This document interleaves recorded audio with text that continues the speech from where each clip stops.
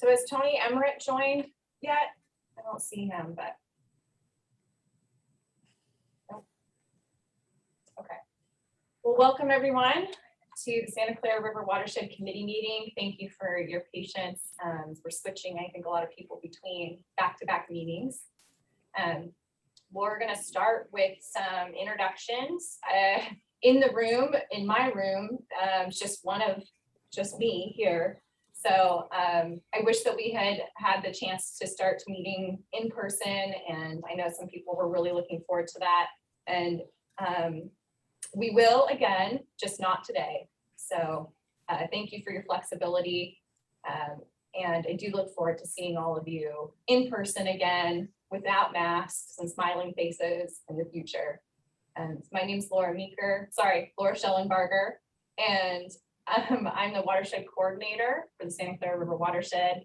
I work here at Ventura County Watershed Protection District.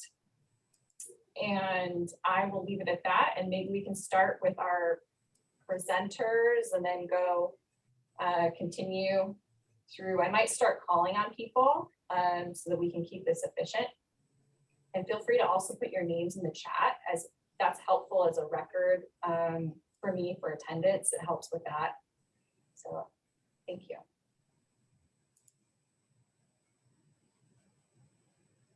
Murray, do you want to start off? Or Sure. Yeah, my name is Murray McEachran. I work with United Water Conservation District. I'm the principal hydrologist over here, and I'm going to be talking today about the Oxnard Forebay, and I guess in a little bit.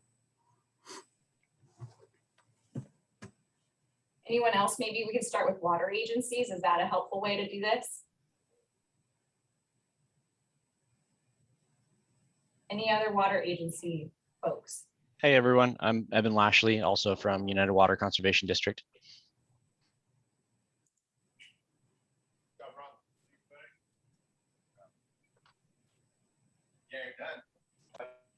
Aaron or?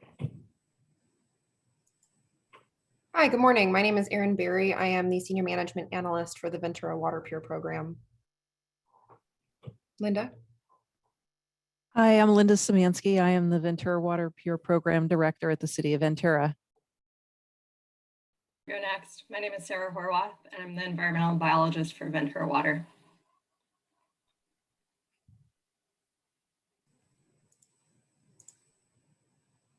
Maybe GSA and other water agency related folks. I see Brian Bondi. Good morning, Brian Bondi, Executive Director, Mound Basin GSA.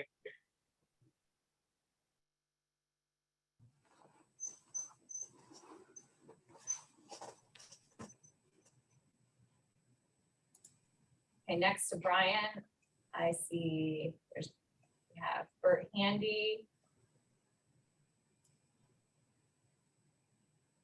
Hello, Bert Handy. I'm just a citizen attending the meeting. Hi, Bert. Good morning. Greg Equez. I'm Greg Jaquez, the grant writing practice leader for M&S Engineers. Meredith Clement. Hi, I'm Meredith Clement. I'm a water resources planner with Kennedy Jenks Consultants. Okay. And we have Lily Verdone. Hi, everybody. Lily Verdone. I'm a director with Coastal Quest. We're a nonprofit organization working in the region on a handful of projects, but mainly focusing around climate and water and fire resilience. Okay. I'm seeing a really long, now we've got an attendance keeps going up here. We've got pages. I'm wondering, it might be best to just start putting in the chat. If anybody would like to introduce themselves, who maybe hasn't attended a meeting in a while. Feel free though to please, unmute, say hello. But I think that if everyone can just put their names and organization in the chat, I'd appreciate that. Now we have Manuel Manjares from Supervisor Long's office. Anyone else? Manny, if you want to say hi or. Hey, Laura. Hi, Yeah, sure thing. Manuel Manhar, Supervisor Kelly Long's office. Happy to be here. Thank you. Hi, Angela Bonfilio Allen, Ventura County Public Works Agency, Watershed Protection. Hi, everyone. Morning.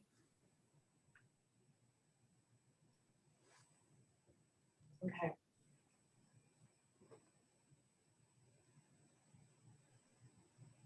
All right, I think we should just move on. We've got a large group, and of course, doing this over Zoom takes quite a while to go through the list.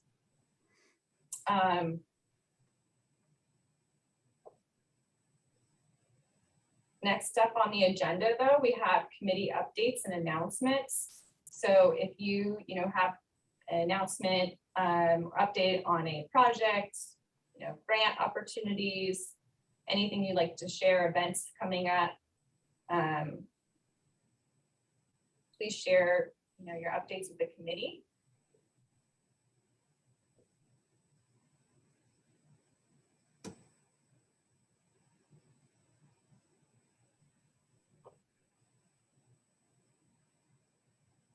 None? Hi, Good everybody. morning. Oh, sorry. Hi, James. Hey, Don. We're so You go. busy, step on each other's toes. It's funny. Good morning, everyone. This is Jamie Whiteford, District Scientist with the Ventura County Resource Conservation District. I just wanted to let everybody know we have a volunteer event happening July 31st. It's a Saturday. We're looking to get people to dig some shallow holes so we can plant some hedgerow plants as part of a restoration project that adjoins the Santa Clara River and the Santa Monica Mountain Sierra Madre Wildlife Corridor. So if you want some more details about that or how to get the message out, please let me know. I'll drop my email in the chat. And also we're looking for participants for a full proposal. We submitted a concept proposal to CAL FIRE to do some tree planting for urban forestry. And so we're looking for parcels, interested partners for that. So again, if you're interested in planting trees as part of your mission, then please let me know. Again, I'll drop my email in the chat so you can get more information about that opportunity coming up. So I'll stop there and let somebody else speak. Go ahead, Dawn. Thanks, Jamie. Hey, everybody. I don't have my face on this morning, but this is Dawn Affman with the United States Department of Agriculture, Natural Resources. And I just happened to pop in and it looks like an awesome meeting. I just want to let you know, we're taking applications right now for funding for 2022. It's new funding for small ag water companies.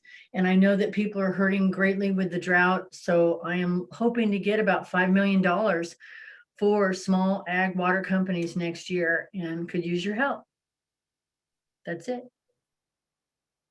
Thank you, Dawn. That's really helpful to know. Will that be announced through an email or on the website to stay informed of that opportunity?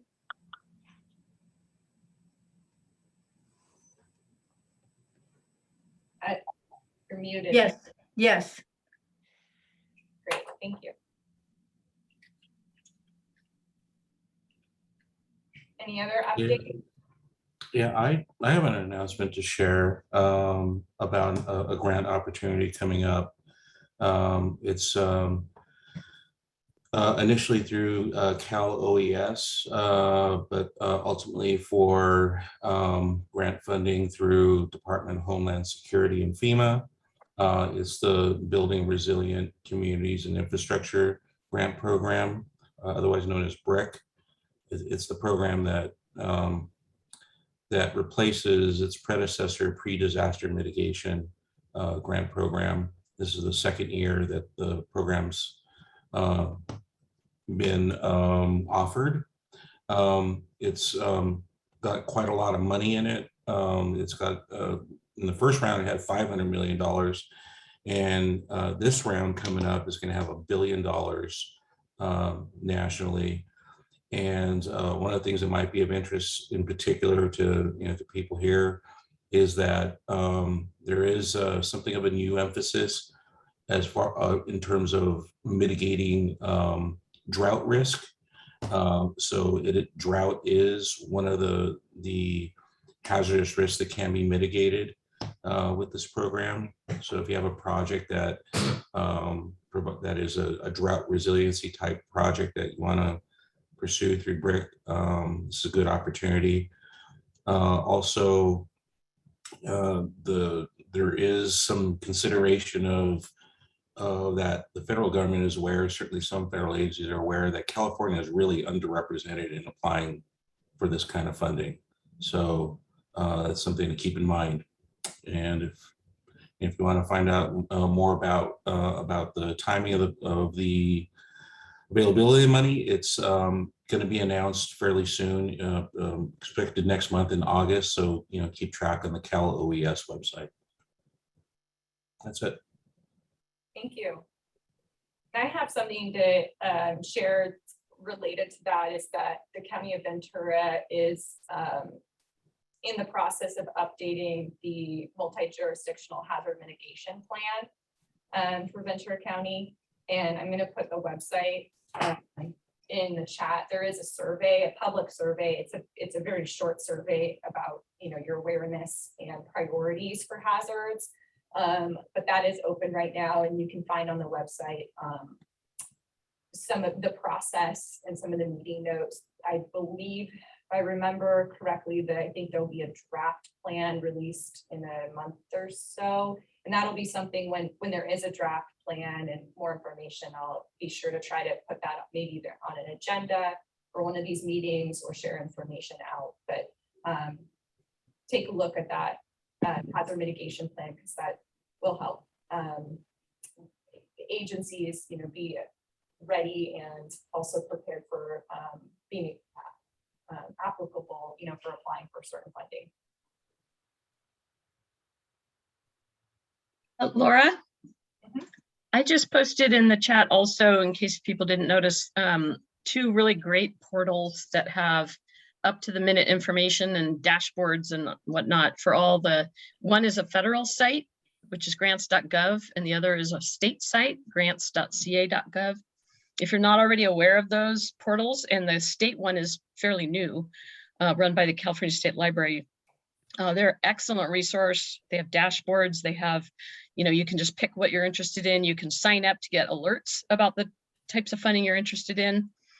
And it's very valuable. I mean, now my inbox is full practically every day with notices, as has been probably mentioned already and will be mentioned later. There's a lot of money flowing right now, which is great, but also a little hard to keep track of. So if you check out those websites, you'll get a lot of good information about opportunities for funding.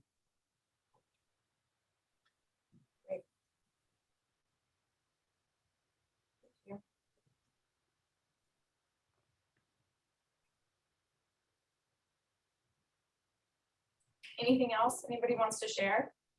Any webinars or meetings that you've attended recently too that you wanted to share with the group, something interesting?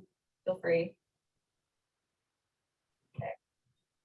If not, I think we can move on. And I see Tony Emmerich has joined us. I don't know if you wanted to say anything to Tony, or want to take over the reins here. Sure. My apologies for being late. I actually was in the room from the last meeting ahead of 9 o'clock, but today was one day Zoom wasn't working for me to get in. So it took me about 10 minutes to try to reboot. Did you already pass GSA updates? No, we are moving on to that. So that's the next item. Okay. Do we have anybody from Santa Clarita Valley Santa Clarita Valley GSA? I didn't see anybody. I don't think so. I know I can maybe give a little bit of an announcement. They're working on preparing their GSPs, much like the rest of us are. And they're expecting their draft GSP to be released sometime in August. I believe they said the 25th, and they're also having a stakeholder workshop on August 25th. At least that's what I had heard lately from Santa Clarita Valley GSA. Any other news on that one?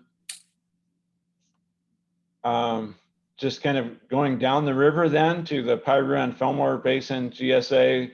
The draft GSPs are going to be out for the Piru Basin on August 20th and the Fillmore Basin on August 6th. And basically 2 identical stakeholder workshops on September 17th in the daytime for those that can't make an evening meeting, and then September 23rd in an evening meeting starting at 5 o'clock. So look for those coming out. And I believe all of these have a 60-day comment period. And I did see Brian. So Brian, you want to give a Mound Basin update? Sure. Can you hear me? Yes. All right. Thank you, Tony. So Mound Basin has a draft GSP on the website, on the street, so to speak. And we are currently almost exactly midway through a 60-day comment period. That comment period is going to continue until August 23rd. And then we will go through the process of going through the comments, modifying the plan, updating the plan, responding to comments. And then hopefully we'll be working with our board to move towards adoption of that GSP no earlier than our regular meeting in October, but probably more likely November. So it's all there on the Mound Basin website. I'll post that in chat. Go ahead and take a look, send us your comments. We do have an online comment form that you can use, and we would prefer if folks use that. It'll save us time and allow us to spend more time thinking about your comment as opposed to copying and pasting your comment into a Word document. So thank you. Thank you, Brian. Anything else on GSAs? If not, then let's move to our surface water, groundwater interactions presentation that by Murray McEachran with United Water Conservation District. Murray, I see him there with all the books behind him. It makes you look very knowledgeable.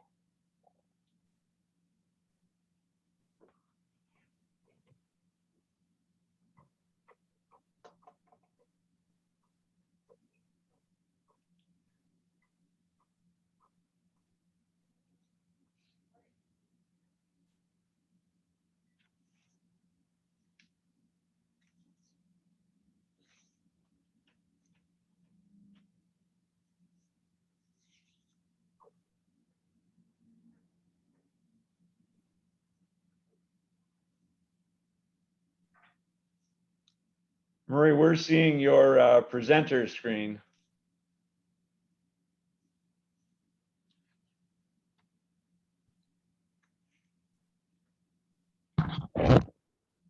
We're also not hearing anything, Murray. You may be muted. There we go. That's probably better. Thank you. Screen 2. Here it is. Okay, so you should be seeing my you should be seeing the PowerPoint, right? We're seeing you. We haven't yet. It's on screen 2. Oh, wonderful. Okay. I'll do it to the PowerPoint slide then and see if that works. We're seeing that. It's the presentation slide, Murray. Okay, so it's the one you want to see? Yes. Okay. Okay, very good. All right, finally. Let me make sure I can get controls of this, get my highlighter, laser pointer. Are you able to see a laser pointer on it too? Yes, we are. Okay, excellent. Okay, so yes, I'm going to be talking about the surface water, groundwater interaction kind of in the Oxnard Forebay, and I'm going to be actually going upstream of the Oxnard Forebay all the way up to the Freeman diversion, and then downstream all the way down to the estuary. I'll be talking about basically that whole reach right there. And As you guys know, Santa Clara River watershed is rather large. It's 1,600 square miles, hundreds of miles of river when it's flowing, that is. We're going to be talking about pretty much just about 6 miles of that area. And it, you know, it's an interesting area. So I've started working here since 1998. So I've worked here through pretty much the end of the wettest decade on record, and now we've worked through the driest decade on record. And what's interesting is the Forebay really doesn't change a whole lot compared to the rest of the river. The rest of the river can be very dynamic. It comes and goes, the vegetation comes and goes. But the Forebay pretty much has been pretty much the same thing ever since I've been here, which is kind of interesting. So let's talk about part of that, why that is. So first of all, I'm going to start off by showing you guys a video. This is from the bottom right-hand corner one is from 1935, and it's taken from the 101 bridge. And then this was kind of, we're going to be mimicking that video, and it was taken just a couple of weeks ago. So remember, and you know, this year is probably one of the driest years on record. And then 1935 was kind of a normal year. We had one pretty good sized storm, and it was somewhat normal conditions before that, maybe a little bit on the dry side. So let's start off with that. And you can kind of see, you know, some of the differences. Obviously there's a rondo, you know, in the top left, but there's lots of vegetation on the side, lots of riparian habitat. Of course, a few less buildings back then. Then we're looking more towards now South Mountain and towards the Freeman Diversion. The active channel in the 1935 is clearly, it's more cleared because there was a decent sized storm in that year. So it probably cleared out some of the vegetation there. And then going across, again, you can kind of see there is some vegetation right there on the banks on the side there. Again, this is kind of looking right at the edge or looking up into the Oxnard Forebay. We're really over an area called the perch zone right there. And that's the reason why, part of it is why we are seeing some of the vegetation. So we're going to look at another video actually looking downstream now from the 101, same period, 1935, and comparing this just a couple of weeks ago right here. And of course, this is looking at the railroad bridge going across. And so now we're looking down to the, you can see the islands in the background and the bottom one right there. It was a foggy day for us for this one, so we didn't get that. And the top one was shot with a drone. I don't think 1935, I don't think it was shot with a drone. It was probably shot from the bridge. So again, it's relatively, you know, kind of the same. It hasn't changed a whole lot since then. So again, we're going to look at a couple more pictures. Here's 1933 on the left-hand side. This is taken from the 118 bridge. And then this was taken in, darn it, did I say right here? Oh, 2014. Again, very, very similar. You can kind of, you know, see some low vegetation here, a little bit more on the side. Same thing, roughly the same thing here. And then again, from the 101 bridge right here, it's pretty much the same sort of picture.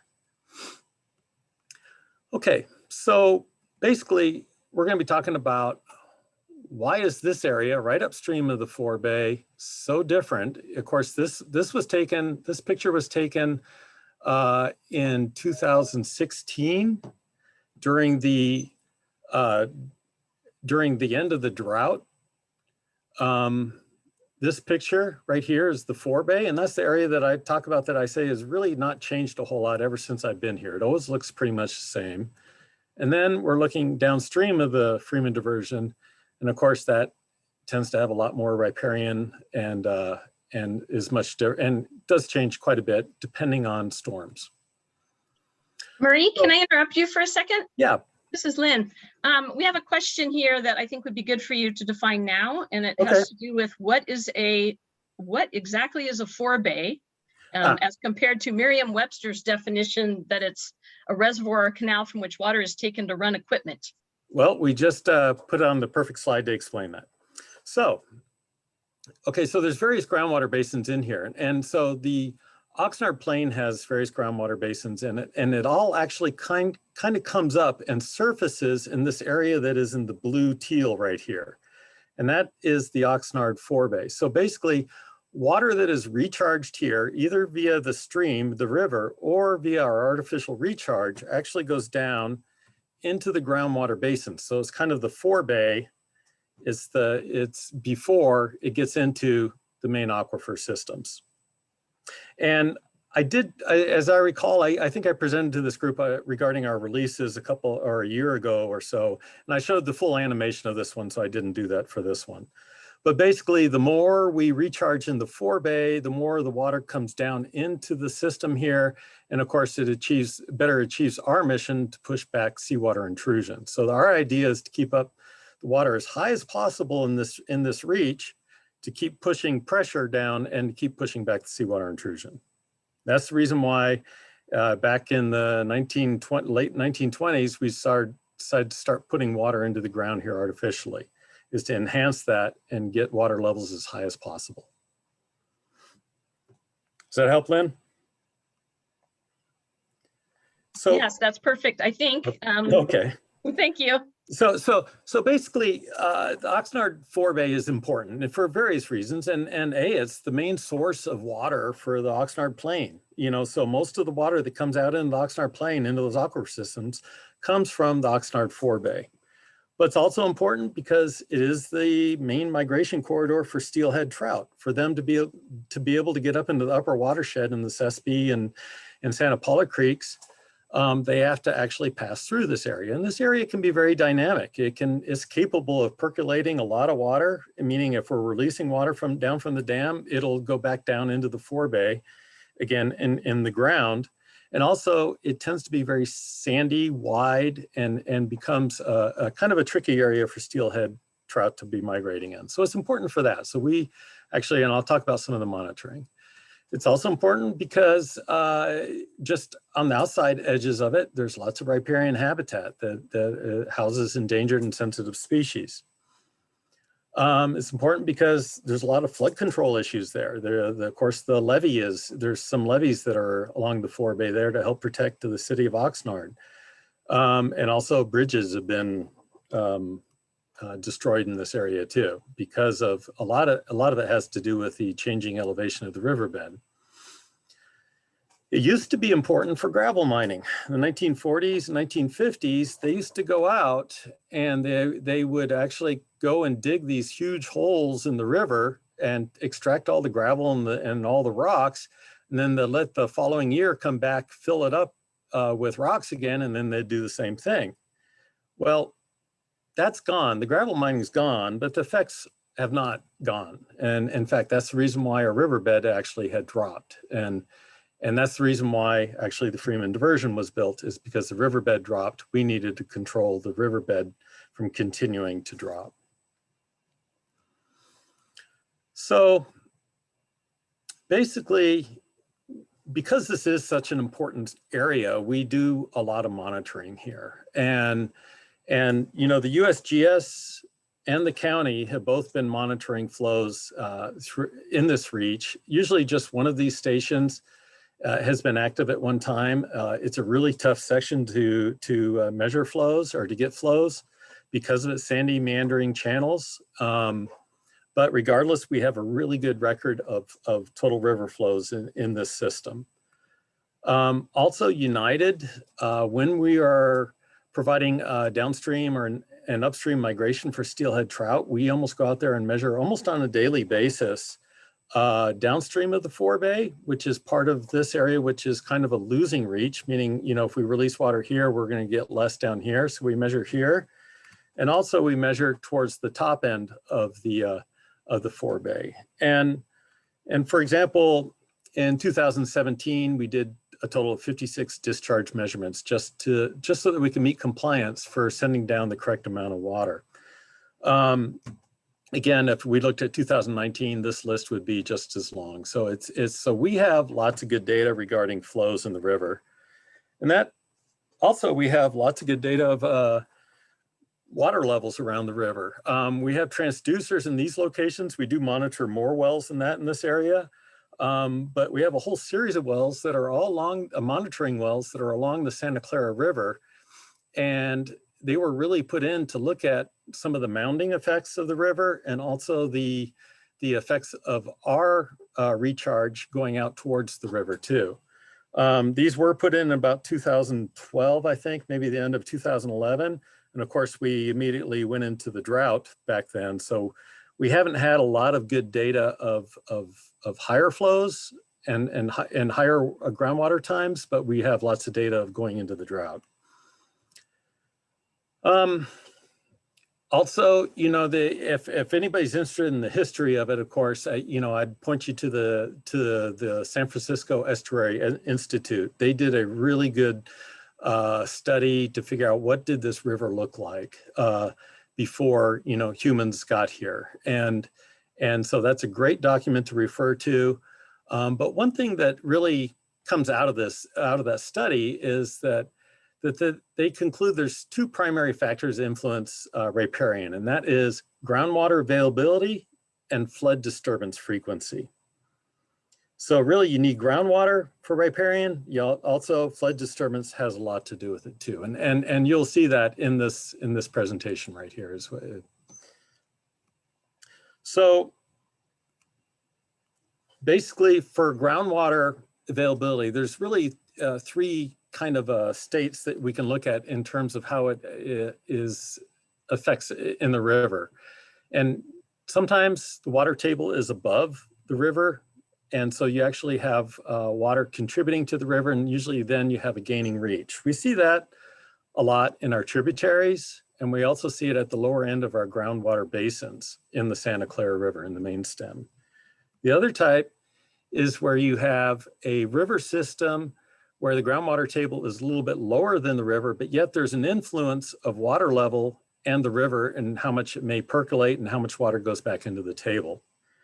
And then what's a little more unique to this area, Southern California and the drier regions, is you can have a disconnected system. That's where you have a river and you have the water table that's well below it. And so no matter what the water table is doing, the river is not influenced by that water table.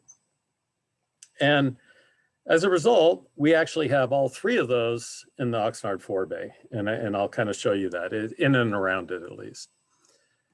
So what I'm going to do right now is we're going to draw a cross section. So as you can see, this is the Google Earth looking upstream. This is our desilting basin. Down here are our recharge ponds. Up here is the Freeman diversion. So here's our canal system. And as you can see right here, it is green. This aerial was, let's see, imagery date 2018. So it's still, we had one kind of a normal year, but it's still coming out of the drought right here. So, but as you can see, it's pretty much green, lots of riparian in here, and then basically it kind of goes dry right here. And so we're gonna look at that. So first of all, I'm gonna draw a cross section right through the river right here. And that's what it looks like. This is from the 2018 LiDAR set that we had. And then we're going to look at a well that represents actually water levels in the uppermost part of the Santa Paula Basin right here. And so in 2017, water levels, now mind you, this is pretty much one of the driest periods, you know, after the driest period on record. So water levels are fairly far down in almost all the entire Santa Clara River. Water levels were right about almost at 135 in this well right here. And as a result, you can see water levels actually are higher than the bottom of the riverbed right here. And so as a result, we ended up having some what are called lentic pools, lentic water. And one thing I want to point out is that the normal range of the water levels in this well actually range from about 125 at the lowest up to about 154 at the highest during really wet periods. And again, you know, the annual fluctuation is much, much less than this total fluctuation. So what we see here is this kind of condition right here, where you have water table is higher than the river and actually comes in. When water levels go up, we can actually see this. We've observed this to be actually a small gaining reach right here, where water actually increases.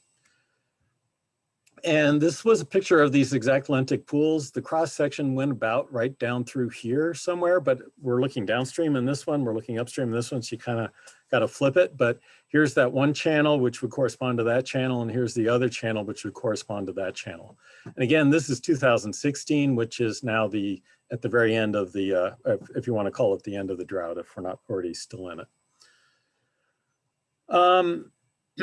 So now we're going to go 4,000 feet downstream, and we're going to use this well right here, and we're going to do a cross section right here and see what is different. And basically now we're looking at the riverbed kind of comes across like this at this height, but water levels at that exact same time were now about 50 feet below the riverbed. So within 4,000 feet, we just see this dramatic drop of water levels. And here, though, the fluctuations can be much greater. We can actually see about a 60, 70 feet fluctuation in the river. And what I want to do actually right here is we're going to look at this cross section. So this is water levels from this well right here, right? These are the water levels starting in 2012. This is one of those monitoring wells that we installed to better understand the mounding of recharge versus the river. And so water levels are bumping around, very dry years, 2016, 2017 got a little wetter. But what I want to do is look at 2019 right here, which was kind of interesting. And so we're going to blow up 2019 water levels, and we're going to look at those. And what we see is we see a nice increase. We see the water levels going down, and then we see another increase and going down. So I'm going to explain those. What happened was we had a rain events back in January. We did a lot of recharge, and we were doing bypass flows for steelhead migration. But the recharge and the bypass flows actually increased the water levels. And then starting right about there, right about at the peak, March 15th, actually, United started providing water, actually reducing down to zero our recharge efforts, and we started releasing the entire river for smolt migration. So we were releasing starting right about there was about 300 CFS downstream. So 300 CFS was flowing through here. And then throughout the next 2 months roughly, flows went down to about 50. But water in the river was unable to actually maintain the groundwater elevations in this region right here. The smolt migration season ended. We actually then did a conservation release out of Lake Piru, where we did recharge. Now, this was a total of 25,000 acre feet that was released. Much of that, of course, went to the ocean. We did a conservation release of 20,000 acre feet, some of it which was the state water that was purchased, and other part was conserved water out of Lake Piru, where we actually recharged 20,000 acre feet in our recharge facilities. And then that actually increased water levels to actually a higher point than what we had originally. But still, you'll see that even with that recharge, so this is what these right here, I'm going to draw your attention to this, is water levels with the river recharge only. So it's down here at this point. But then when we started doing our release, water levels actually went up to a point where actually you may actually start getting communication with the river bottom and the groundwater elevation. And water levels do go higher here. This was not, this is not an exceptionally large release or anything for us. One thing I want to bring up is we're going to, historically, as we mentioned, descriptions of the Forebay are pretty much the same as what we see out there. They're very dry. They consider it very dry, destitute of vegetation. But this is an old photograph taken in, I think it was 1933. And this is kind of going right up to where about that cross section, the first cross section is that I showed you. And again, it's looking very dry. And we have other aerials that kind of look very dry too. And to me, I started looking at that, I was like, well, why would that be? Why wouldn't we see more vegetation there, or at least an equal amount that we see now? And part of the reason could be is that the riverbed has dropped. So 1949, the riverbed elevations were right about here. So we're starting here at the 101 bridge, going to the 118 bridge. And from the 118 on up, it's dropped about 25 feet or so, 20 to 25 feet. And as you can see, you know, this is pretty much what it looks like along portions of the river where we see this real definite incision of the river. And so if we look at, again, that cross section up here, and we look at, this is the current riverbed elevation right here. And then if we look at what the riverbed historically was in 1949 and before, it was up much higher. So again, if water levels, and this is a big F, we don't know that. If water levels were down lower during drought times or during dry times, they may be kind of out of communication with the riverbed, and therefore vegetation root zones may not be able to get down that far to actually to keep it. So the incision of the river may have actually enhanced some of our riparian vegetation in that reach. So now I'm going to take a cross section. We're going to go a little bit further down now in the Forebay, and we're going to go. Oh, there's an example of this again where the cross section was. Again, looking fairly dry. This is a 1927 aerial.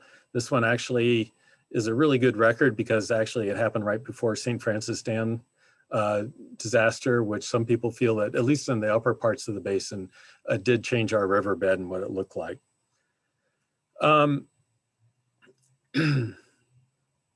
So why is it that we're seeing such a difference in between 4,000 feet in water levels? And it really has to do with faults. You know, right here we got the Oak Ridge Fault, which kind of just goes right up through here. It doesn't allow the water from the Santa Paula Basin to transfer over easily over into the Forebay region. And also we have the Country Club Fault, which probably comes in here. And if you look at that shape, that pretty much is what the Santa Paula Basin looks like right there. So there's fault lines that aren't allowing the transfer of water over into the Oxnard Forebay. So now looking at, we're going to go downstream. We're going to go into our Noble basins right here. This is the Sataquai recharge facility. Here's our recharge, and then over here is the Santa Clara River. We're going to look at the cross section here where the Santa Clara River is, go up over the levee, then into our Noble basins. And here we start seeing huge fluctuations of water levels, over 100 feet actually. 2017, water levels were near, well actually they were at sea level on this side of the basin, and over underneath the river, they were a little over about 10, 15 feet above sea level. That being said, so there, again, we have 80 feet to groundwater. And this is very much a condition where it's disconnected. So no matter what the water level, no matter what the water table does, it's disconnected from the river. But that changes. So for example, in 2011, United Water actually recharged about 90,000 acre feet during that year. Water levels went way up, and to a point where actually we saw that water levels were higher than the riverbed, and we actually saw this whole reach in here become a gaining reach. So we saw actually, you could actually see water coming out of the embankment over here, and this becomes a gaining reach. Now that's the only time that we can actually see this become a gaining reach is when we're doing lots of spreading of groundwater right here. Otherwise, if this is the sole source of input to the groundwater basin in the Forebay, then this would always be kind of a losing reach in this region. So again, this is what we see down here. During times of lots of spreading of water, we'll actually see that. When water levels start going down, we start to see this condition, and then of course, they become disconnected as times get drier. And this can fluctuate. It can do this within 1 year. We can get from a gaining reach, it can actually become a kind of a disconnected system within a year. Looking quickly down now to the to the perch zone. So here we have the end of the Forebay is right up here at the 101. And then if you notice, it all turns green again. And what happens is there's just a big clay cap down here where water in the perch zone stays high no matter what happens. So again, this is now 2016. I didn't have 2017 data, but water levels were in these monitoring wells. These are, I believe these are part of the sewage treatment plant monitoring. They did some monitoring up here that Stillwater gave me these quite a long time ago. But basically, water levels are right near the bottom of the riverbed right here. So this is the bottom of the riverbed right here, right here. Again, we're 4 to 5 feet, this has got to move up, but we're 4 to 5 feet to groundwater, basically, even in the driest period on record. And we actually did some surveys during that time in October 2016, and just about 700 feet downstream, or 600 feet downstream, we started seeing lentic water, pooled water in that reach. And this is in October, of course. United Water, well, there was no water in the river at that time at the Freeman diversion. So there's, as they mentioned, there's two things that affect the riparian. One is the groundwater elevations, which you can see have a whole lot to do with it. In the Forebay, we get very little because there's always a distance to groundwater. And then of course, the other one is the flood frequency. And, when I started here in '98, that was of course one of the biggest years on record. This whole area was pretty much just a sandy open channel. And that's pretty much the way I knew it for the first 10, 15 years, is a big open sandy channel, because we had, 98, 2001, 2005, 2006, all of those were very big years that really just tore up anything that would have wanted to grow here. And again, though, the Forebay predominantly stays pretty much the same at that time. So the kind of the irony of all this is to have, at least in this reach, to have more vegetation. Really, it requires drier times, and less flood frequency. Just to kind of sum it up right here, we're looking at, so we're looking at the water levels outside of the Forebay. These are the water levels outside of the Forebay, and here's the bottom of the riverbed. Obviously, there's always good communication between those. When you look inside the Forebay, it's sometimes water levels can go up and get to the riverbed. This is the riverbed elevation. But typically, at least during these times, and if we went to the left of this graph, there'd be more frequent times that it's peaking up over this because there's a wetter period. But for the most part, we get very little communication with the river at that time. And looking up a little bit further, this gets a little confusing, but here's the riverbed. The orange line shows the water levels. Again, there is a little more communication up here, but not a whole lot more. There are some times when we actually get some influence. So that's kind of it. It's just kind of to get an idea of the dynamic nature of the Forebay versus kind of two stable reaches on the outside that really are subjected to the higher flows, is to give everyone that idea. I'd take any questions at this time.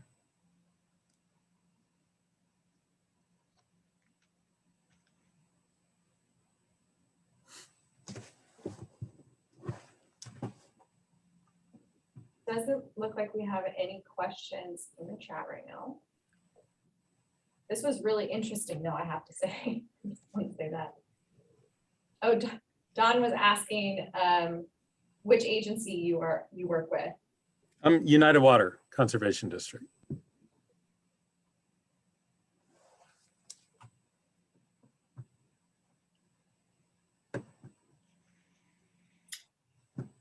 Can I ask a question?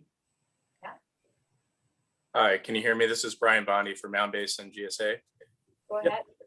I was hoping maybe Murray could just speak a little bit to clarify in that lower reach below the Forebay, just to emphasize that there we're talking about perched groundwater, which is different than the groundwater he was talking about in the Forebay and upper reaches, which is groundwater that's in a aquifer that's being pumped.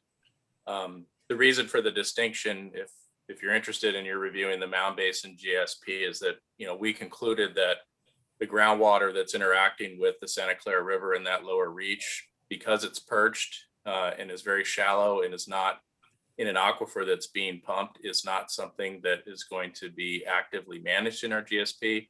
And so I just wanted to make that clear for folks who might be thinking about that and thinking about those issues in the Mound Basin. Thank you.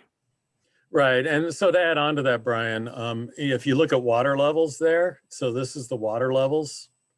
As you can see, they're just flat. They're not responding to pumping. They're not responding to much of anything, actually. It's, as you said, it's just perched water that sometimes discharges to a small degree back into the river. Thanks, Murray.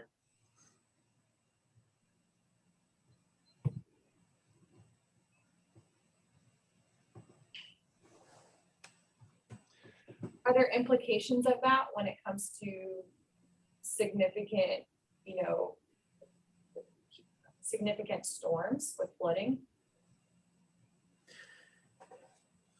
Well, again, the water levels don't change much after a storm. You'll see it go up, and in fact, one of the monitoring wells you could almost use as a stream gauge. You know, so if you see the water levels go up 2 feet in the river, it can go up about 2 feet, but it goes back down right as soon as the flows go down. This area, though, is highly subjected to storm disturbance, right? So, you know, the riparian will come and go in that section, just due to the storms.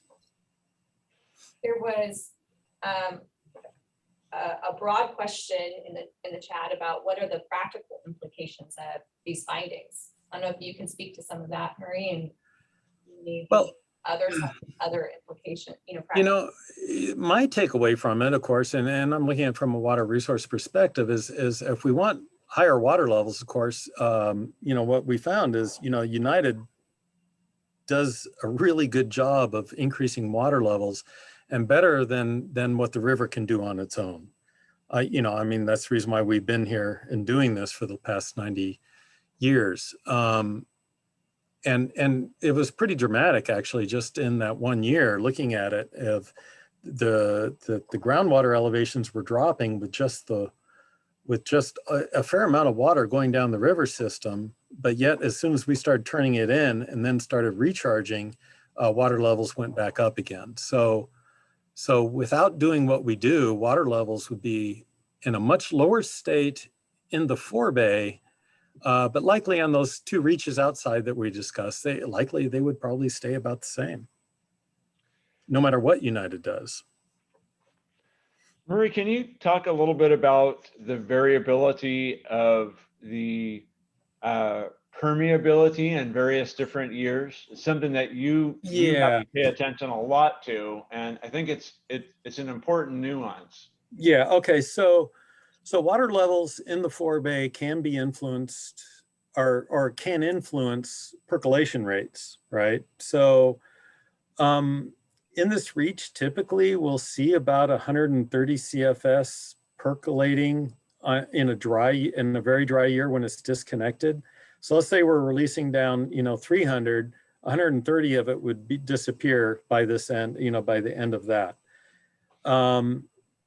And of course, there's lots of it does change, it's not always just groundwater that changes those percolation rates, but the more we fill it, and if we're able to fill this basin more and more, percolation rates actually decrease in this reach. So for example, let's say it was full, we can release 40 CFS right here. So in 2011, let me back up to 2011 when I showed that.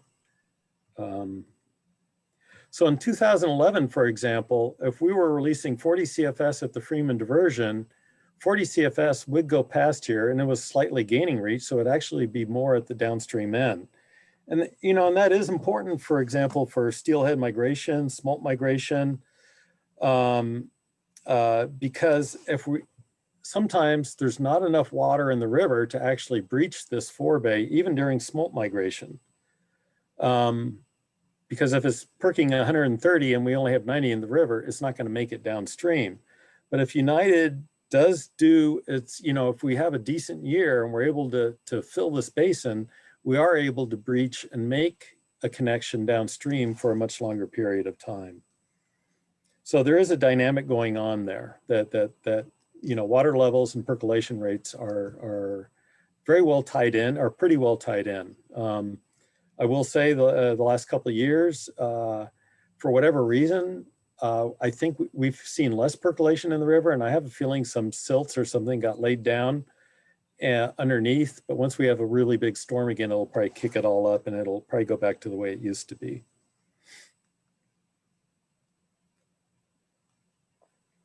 Does that answer it, Tony? Yes.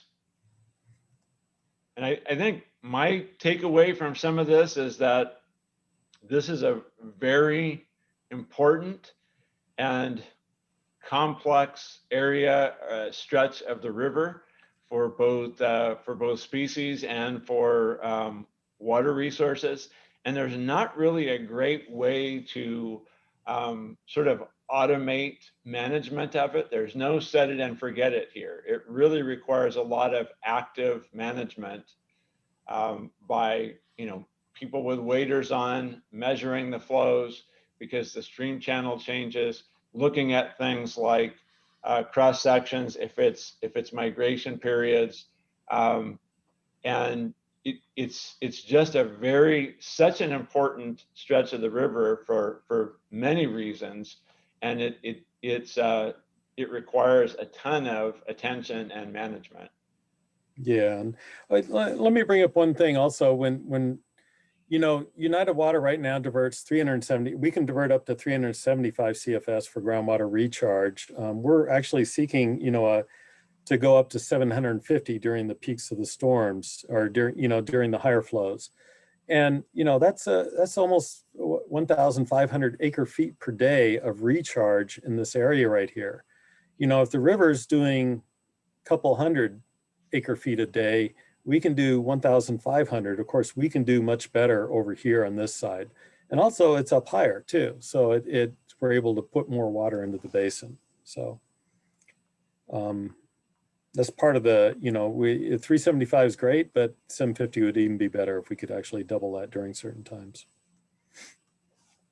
But Marie, that doesn't necessarily result, it sounds like it's doubling, but it's doubling a rate, and the rate only occurs very infrequently. It's only during the high flows, right? Exactly, and that's the area that everyone kind of wants us to take it, is that sediment laden water, which is a headache for United, but again, it's the water when there's plenty of it.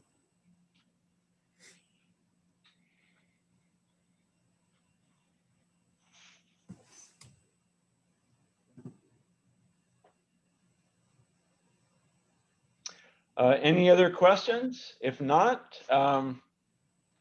we can move on. Oh, sorry, I think that I guess I forgot to unmute.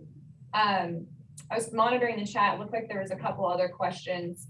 I wanted to note, somebody had asked about, I think they were asking about the historical, one of the document that I know, Murray, you flashed up there in one of your slides about historical ecology of the Santa Clara River. I put a link to that report if you haven't seen it before. It's really worth a look. It's just really fascinating, I find. I also have print copies if somebody would like to check one out and borrow it. And then there was also a question about areas for more research. Potentially, is there things that we still don't know that we would like to, and that would help with management? And then there was another question about rooting depths, which maybe is a follow-up. I know Tom had asked. Well, rooting depths, I don't, I'm not the one to really speak on that. I always hear about 15 feet, something like that, for riparian is kind of the zone that they can work in. you know, as you know, I was showing elevations in the Forebay that are, you know, far exceed that typically on an annual, almost on an annual basis.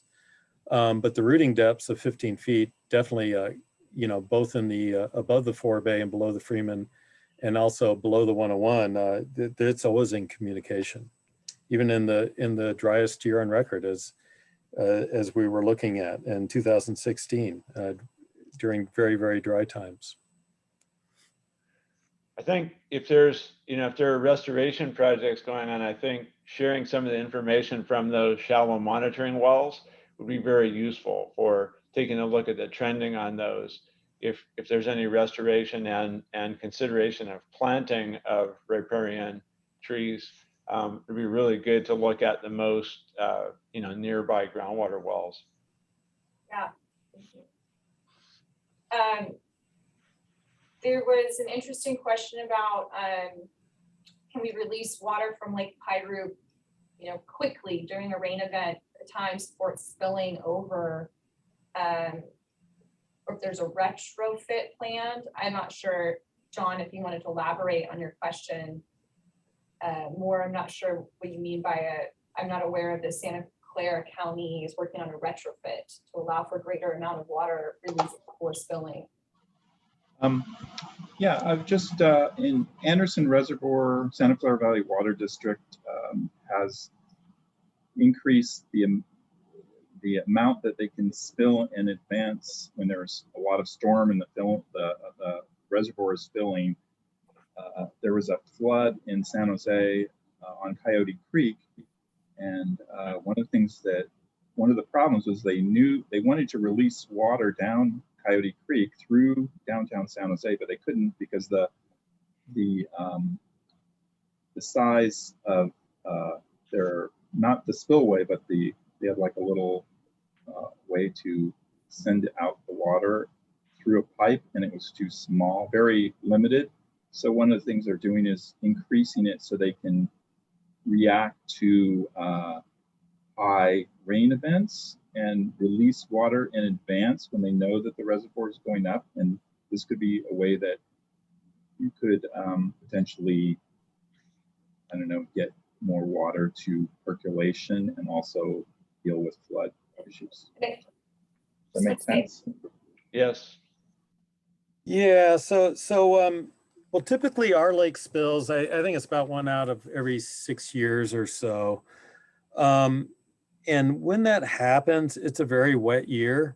And so as for additional recharge, I don't know if there'd be too much of a benefit. We are already releasing water during when it's going up like that. We're doing migration releases from our Santa Felicia Dam project for steelhead migration during the wet period. So again, you know, pretty much this channel it's much flashier of a system. So things are going to be raging at that time, and typically we wouldn't see any additional percolation. And as for scouring or to allow for increased scouring or something, usually there's more than enough of that going on when we spill. When we spill things, that's when everything's, this whole Santa Clara River system's just raging at that time.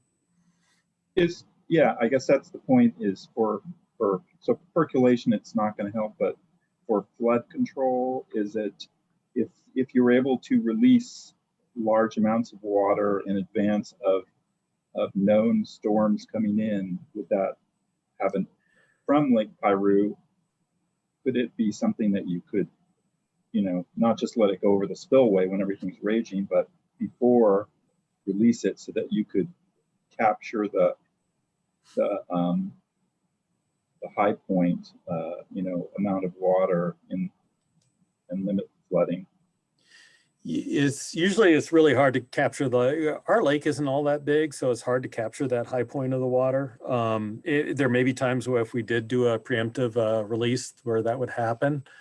But, you know, even though Piru Watershed is twice the size, almost twice the size of the Sespe, Sespe is really the one that produces most of the water out of our watershed. So Piru, I think, is right around 20% of our water production.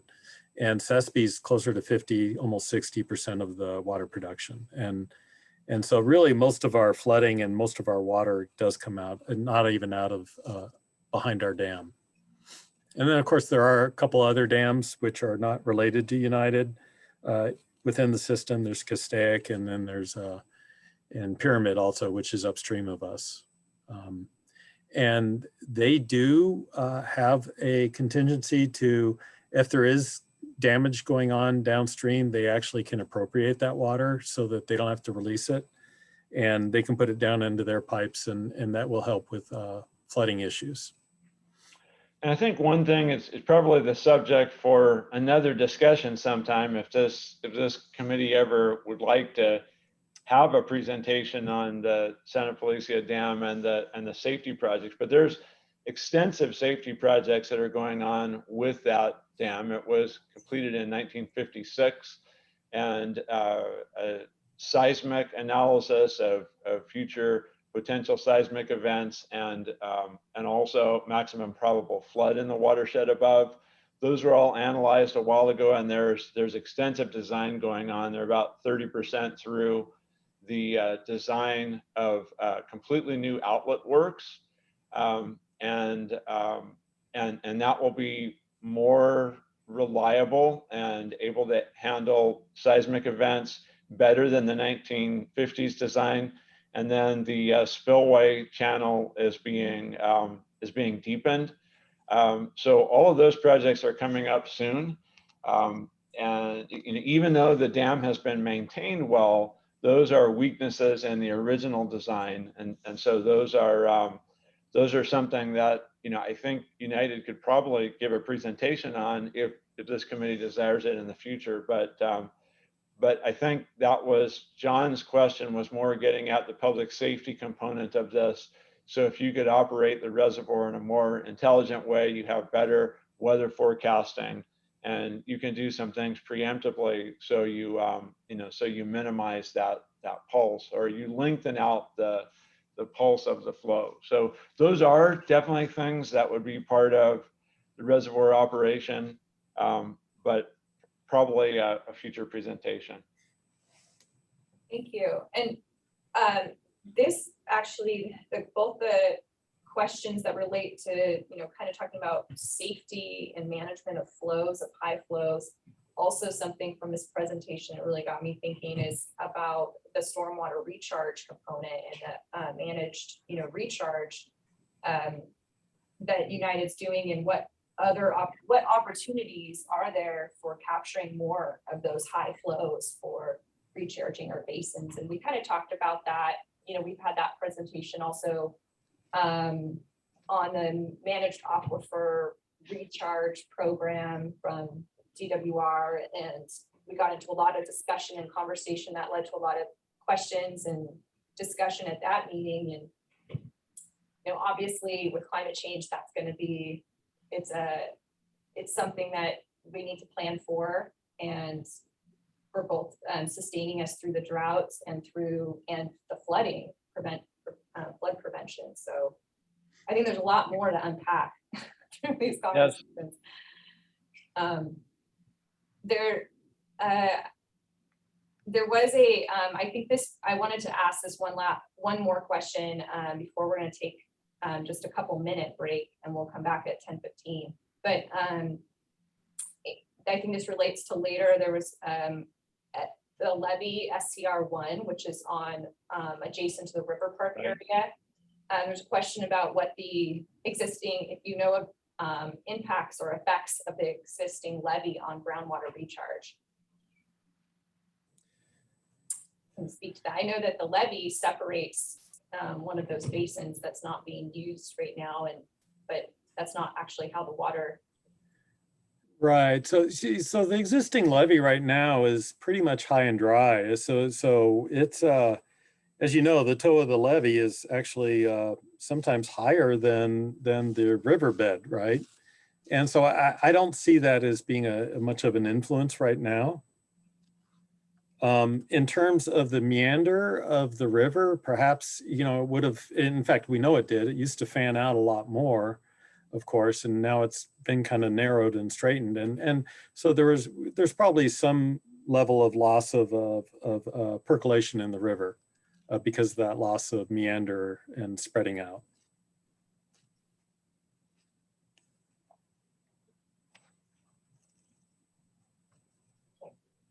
Any more questions? Any more questions in the chat? If not, we can take a quick break and get right back for update on VenturaWaterPure.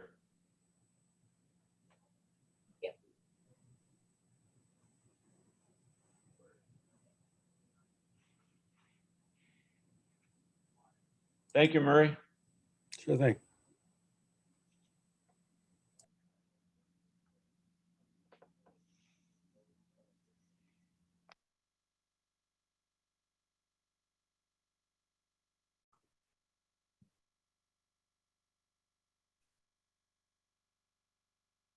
So next on the agenda, we have VenturaWaterPure, an overview and the progress, program progress and funding and ecological monitoring. We have three presenters for Ventura Water. Now, Sarah, if you already plan to introduce yourselves in the presentation, or if you wanted to take a minute first to feel free to go ahead and start when you're ready. Yeah, we'll go ahead and introduce ourselves. I'll start. I'm the environmental biologist with Ventura Water. My name is Sarah Horwath. I'll pass it off to Linda. Hi, Linda Szymanski. I'm the VenturaWaterPure Program Director. And my name is Erin Berry. I am the VenturaWaterPure Management Analyst. Okay. So our presentation is going to be in two parts today. The first half is going to give an overview of the VenturaWaterPure project. Linda will be providing the history, project objectives, components of the project, the timeline, and then Erin will go over funding and some outreach and communication. And then we'll take a break for some questions about the project itself. And then I'm going to present on part two about the Santa Clara River Estuary Monitoring Program and a little bit about the environmental permitting. So as a little bit of background, the VenturaWaterPure project kind of came around as a result of a consent decree that was between the City of Ventura, Wish-Toyo Foundation, and Heal the Bay. The Ventura Water Reclamation Facility discharges tertiary treated water into the Santa Clara River estuary. And the consent decree was an agreement that said we would reduce that discharge, really in compliance with the state water quality control policy for closed bays and estuaries, which is supposed to phase out such discharges unless they're beneficial.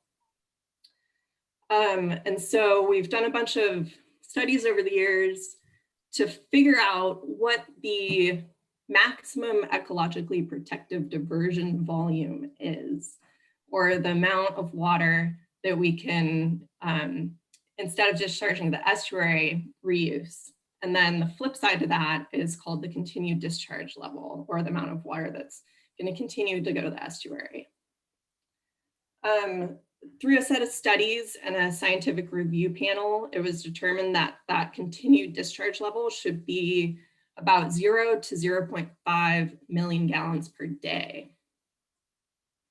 So we're doing a phased approach to get to that.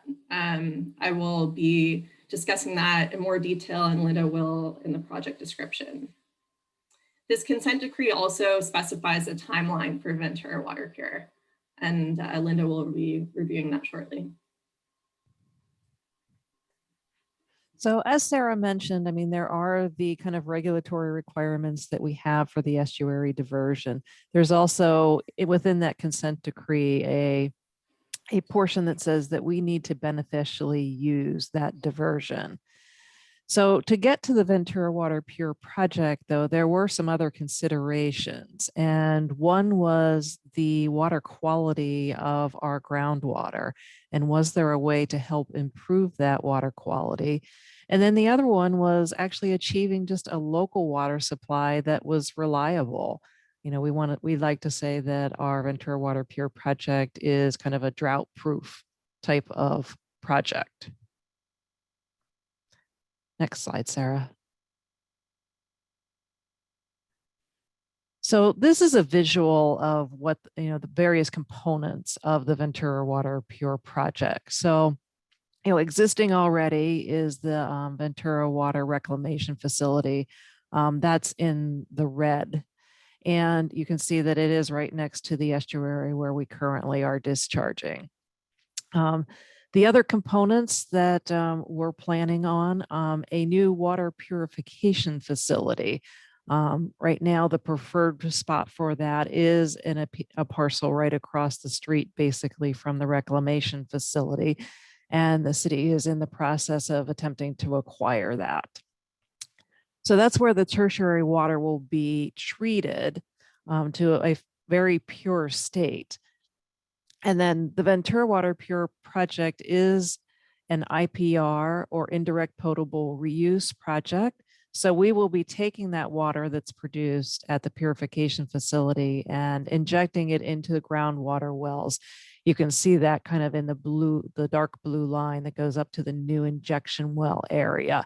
Those have actually not been sited yet. That's just kind of the general area. We're doing some work to figure out which aquifers will be used and where the sites will actually be.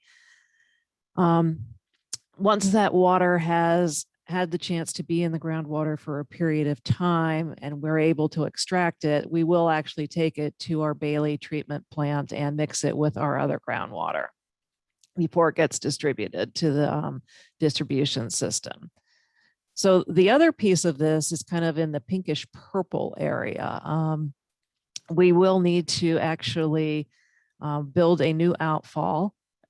Two reasons. One is we need to be able to dispose of the concentrate that we're going to be producing from the purification facility.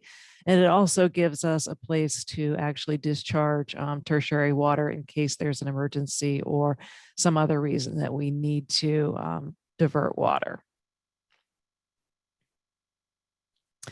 So the timeline for the project, as you can see, we've been at this for a while. It all started back with the NPDES permit in 2008. As Sarah had mentioned, we had the consent decree, which was signed in 2012. We've done a number of studies over a period of time, and it pretty much all culminated in 2019 with the EIR. And so that was certified. And so since then, we've really been kind of working on our environmental permitting and working through the preliminary design, moving to the final design, which is pretty much where we are right now. And that will continue for probably actually into the next block, into 2023. We hope to start construction of some of the facilities in the 2023 timeframe. And the goal really is to actually start diverting water to the advanced water purification facility sometime at the end of 2025, which would be the time frame that's specified in our consent decree. So what we would actually be producing to inject into the groundwater would be about 3,600 acre feet a year, and that would be phase 1A. Once we're done with that, then Sarah's going to go into some of the stuff that we need to do on the monitoring side. And assuming that we are able to move forward, we would like to actually expand the facility. And we're calling that phase 1B. That would allow us to have about 5,400 acre feet per year to put towards potable water. And that would be sometime in the time frame of the end of 2030. So this just gives you a little bit of a breakdown of how we're planning to pay for this. These things don't come cheap. So we're mostly funding this through loan funding and then a number of other sources. And if we go on to the next slide, we can kind of see the details of those different things. And I apologize for the number of words on this slide. But I think that it's important to kind of get this breakdown out there for folks if you're considering, funding similar projects or kind of understanding the background of these various things. So the first is the Bureau of Reclamation Title 16 grant program. They'll cover up to 25% of eligible costs, although it's important to note that the remaining 75% needs to be non-federally funded. The city was awarded a grant in 2018 for about $2.5 million. We've got an application in for another $2.5 million, and we're aiming for about $20 million under this program over the life of this project. We're also in the process of applying for an EPA WIFIA loan. This also covers up to about 49% of eligible project costs. Most project costs are eligible under this program, but I will note that it has a relatively long lead time. We submitted our letter of intent in October of 2020, got selection notification in January 2021, and are getting our full application in, aiming for the next week or two, actually. I will note that this is accelerated. We're trying to get this in quickly, but they do give you a full year to get that full application in. They're relatively flexible. The EPA has been very easy to work with on this in terms of when repayment happens. I won't get into clean water SRF too much. I imagine most of the folks on this call are pretty familiar with that program, but very long lead time as well, longer than WIFIA. The city also just finished up a water rate study, and we did just increase water and wastewater rates as of July 1st. This came out of a bunch of modeling work that was done to try to understand and make sure that we are prepared to pay back the loans and finance this project, as well as other ongoing operation and maintenance costs and other capital improvement projects being undertaken by water and wastewater. We're also funding this through revenue bonds, cash reserves, and we are looking at really all of the possible funding streams. A couple of them are listed here, but really nothing's off the table. We're fortunate or unfortunate by the level of complication that this project kind of is that we've got groundwater, we've got the estuary, we've got potable reuse. So we're eligible for a lot of different funding streams, and we're really trying to maximize that as much as possible. So lastly, kind of just to sum up the project side of this, we have been undertaking a lot of community outreach over the last few years. This graphic is as of summer 2020, so some of these numbers aren't quite accurate anymore, but you get a pretty good picture of the type of work that's been done to date. City folks have been meeting with legislators in DC. We operated a demonstration facility to kind of get the public on board and make people aware of what the technology we're talking about here is. And really moving forward are just kind of trying to continue that dialogue, continue to increase public awareness, and make folks aware of kind of how important this project is for Ventura's continued water security. With that, I'd like to kind of open the floor for any questions folks might have on the project itself before Sarah goes in and talks about some of the ecological monitoring work that's being done. And I apologize, I cannot see the chat, so if someone could help us out with that, that'd be great. Laura, do you see anything in the chat? No questions in the chat. I was wondering, could you maybe go back to the slide that shows the components of the project? And maybe just speak more to the injection wells. And I'm curious how this project relates with the state water intertie, and if it does in any way, if there'll be interconnection, you know, with this project and the pipelines and alignments and. Yeah, no, this project does not really interact with the state intertie project at all. The state water project is pretty much on the other end of Ventura, and I think that the mixing facilities for that are down in that area. So this is not really going to interact with it. As far as the injection wells, you know, we're in the process right now of trying to determine, you know, where those will be. We actually have a small groundwater well project right now. We're gonna drill a well, look at the various aquifers, the different soil, and just the different components of these wells that we're going to, and that will actually help us kind of decide, you know, what aquifer we would be injecting water into. And then that is actually going to drive how and where we're going to extract it. Actually do have extraction wells in one of the aquifers. So, if that may be something that would drive where the injection wells would be. But, there may be constituents of that will drive us someplace different. So it's all kind of in the investigative stage right now. Yeah, I found it interesting. Injection wells are so close to the river. Wasn't what I expected. Yeah, and that's just kind of a dot in space. It's just the general area of where it's going to be. So. Yeah, and our understanding is that kind of along the lines of what Murray was talking earlier in his presentation, that there's a cap that underlies the river and separates the lower aquifers from the river at that location. Yeah. Good connection.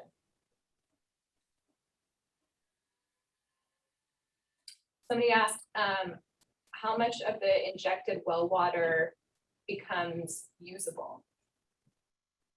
Actually, all of it.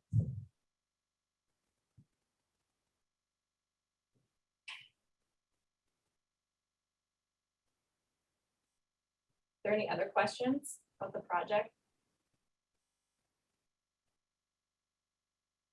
There'll be more time for questions too at the end, so maybe go on ahead.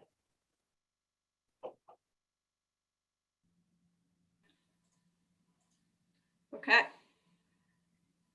So this is a nice aerial drone photo of the Santa Clara River estuary, which many of you are familiar with. This estuary is a lagoon type estuary, meaning that the sand bar shown on the right builds up seasonally, especially during the summer and fall months, and closes it off from the ocean. It's got water contribution from the river upstream from the Ventura Water Reclamation Facility, which is just out of view, kind of lower left, and groundwater contributions. So the monitoring program for VenturaWaterPure is two-part.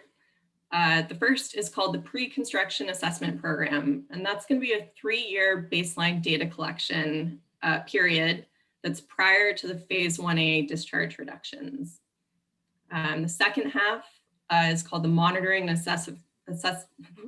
Adaptive Management Program, and that's a 5-year continuing data collection period where we will assess data that's been collected, determine if there's any adaptive management needed, and evaluate if we can make the further discharge reduction to 0 to 0.5 million gallons per day based on habitat changes and if there's any anticipated take of endangered species associated with further discharge reductions. So some key estuary species are tidewater goby. This fish is federally listed as endangered, and it is entirely dependent on the estuary for its life history. It can get flushed out to the ocean during storm events or migrate upstream into freshwater, but it's mostly a brackish water species. Southern California steelhead migrate through the estuary.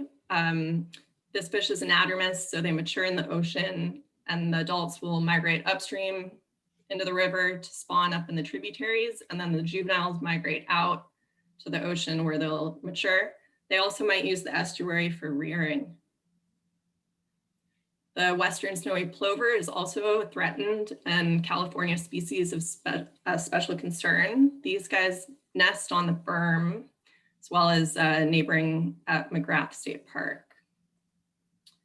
California least tern is federally and state endangered and a California fully protected species, and they nest on the berm, and they forage in the ocean and in the estuary.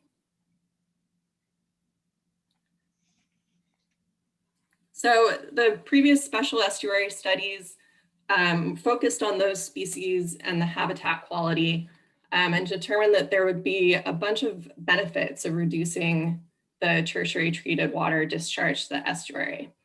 One of the primary benefits is improved water quality. There's going to be a change to more natural hydrological conditions.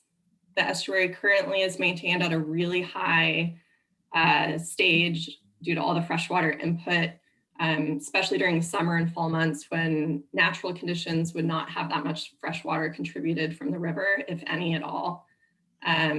So it'll allow for wave overwash to increase salinity. And a major benefit will be a reduction in total nitrogen loading, phosphorus loading. The nutrients from the tertiary treated effluent will hopefully be reduced overall in reduced eutrophication events. The photo on the bottom left shows an algae outbreak, which is really common during this time of year.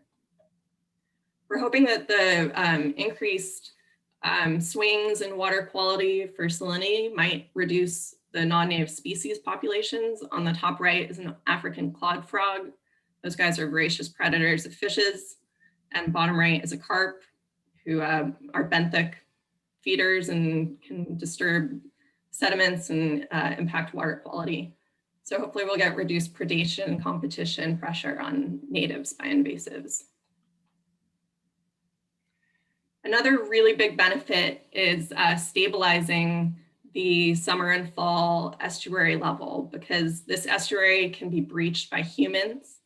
The photo on the left is of the trench that is dug sometimes by humans, and a breach event really drastically lowers the water surface elevation in just a matter of hours and causes a lot of stranding of aquatic species. Steelhead and tidewater goby, if present, can be washed out to the ocean during a time of year when they're not physiologically ready to do so. Additionally, having a more stable berm that doesn't get washed out might benefit western snowy plover and California least tern that nest along the berm. So the photos or modeled habitat changes down below show the current existing habitat conditions on the left and a modeled habitat conditions under phase 1B, or 0 to 0.5 million gallons per day discharge. So the open water footprint is going to be reduced on average, but it'll still maintain 49 to about 41 acres of open water habitat, which is a suitable size for tidewater goby and steelhead along the southern coast. And we're going to anticipate an increase in riparian habitat area, which is shown in the dark green, which will be beneficial for least bells vireo and southwestern willow flycatcher critical habitat. So the estuary monitoring program is going to provide the scientific data collection for both species and critical habitats that'll track these model changes. So this is a map of most of our estuary monitoring locations. Most of the monitoring program is based on data that was collected during the special estuary studies over the years, with some additional components added. So physical parameters that we're going to be monitoring include bathymetry and topography, berm morphology and dynamics, surface and groundwater depths with loggers, river inflow, and the wastewater facility discharge. So here's an example of previous topography and bathymetry. That's going to be collected annually. The berm morphology is actually checked daily during weekdays and then as needed additionally during storm events. Groundwater and surface water are going to be continuously monitored, river inflow is spot checked, and discharge is continuously monitored. Here's a photo of the berm when it's open. You can see that the berm got chunked through, gosh, probably 6-7 feet in height there. We're going to monitor surface water quality continuously with data sondes that are shown at the kind of yellow and orange dots, and grab samples quarterly for nutrients. Groundwater quality and existing monitoring wells will also be done with grab samples. And here's a photo of some sondes being ready for deployment during the phase 3 study. Wildlife surveys are going to include beach seining for tidewater goby along the perimeter of the estuary, and deep water seining for more pelagic oriented species. Along the berm, we're going to conduct nesting bird surveys in coordination with state parks, who already does plover and tern surveys, as well as tern activity surveys. On the left are some cute snowy plovers being spied through binoculars. And on the right is an example of the Tidewater Gobi beach seining. For vegetation mapping, we'll be using aerial imagery annually, as well as vegetation transects that'll be established permanently to really help document changes along the edge and to try to see if that modeled result happens. Edge habitat surveys will inventory refuge habitat for fishes. Macroalgae sampling is going to evaluate if there's visual or actual effects of the eutrophication on macroalgae. And harmful algal bloom sampling will happen as needed with identification in the laboratory. So here's an example of a vegetation transect being established. So for the PCAP, we've had some permitting associated. The regional board has just approved it actually this month. The PCAP is a requirement of our NPDES permit. So we are ready to launch for implementation this year and hope to start baseline data collection this fall for the period of 2022 through 2025. Because we're going to be seining for fish that could result in the capture of steelhead, we are in an Endangered Species Act Section 7 consultation with NIMS. Due to funding by the Bureau of Reclamation, they're the federal lead agency, and we've prepared biological assessments for NIMS and Fish and Wildlife Service, actually for the project. Here's a photo of the essential fish habitat and designated critical habitat for the project. The ocean outfall overlies essential fish habitat, and the estuary is steelhead designated critical habitat and habitat area of particular concern. The estuary also is critical habitat for Tidewater Gobi. The berm is for snowy plover and California least tern, and least-billed vireo and southwestern willow flycatcher have critical habitat present. Sorry, southwestern willow flycatcher critical habitat is present, and least-billed vireo use the surrounding area. So what's really cool about this project that Linda touched on earlier is that we get to reduce discharge to the estuary that's going to have ecological benefits for endangered species and critical habitat, and enhance the local water supply. The estuary monitoring program is sort of a feedback loop right now, where we're going to create this baseline data set and then reduce discharge under phase 1A, document habitat changes and anticipated benefits. And then hopefully that will allow us to further reduce discharge to phase 1B. And we anticipate, but don't have a requirement yet, for documenting further habitat changes and continuing the monitoring program. So any questions? Open it up.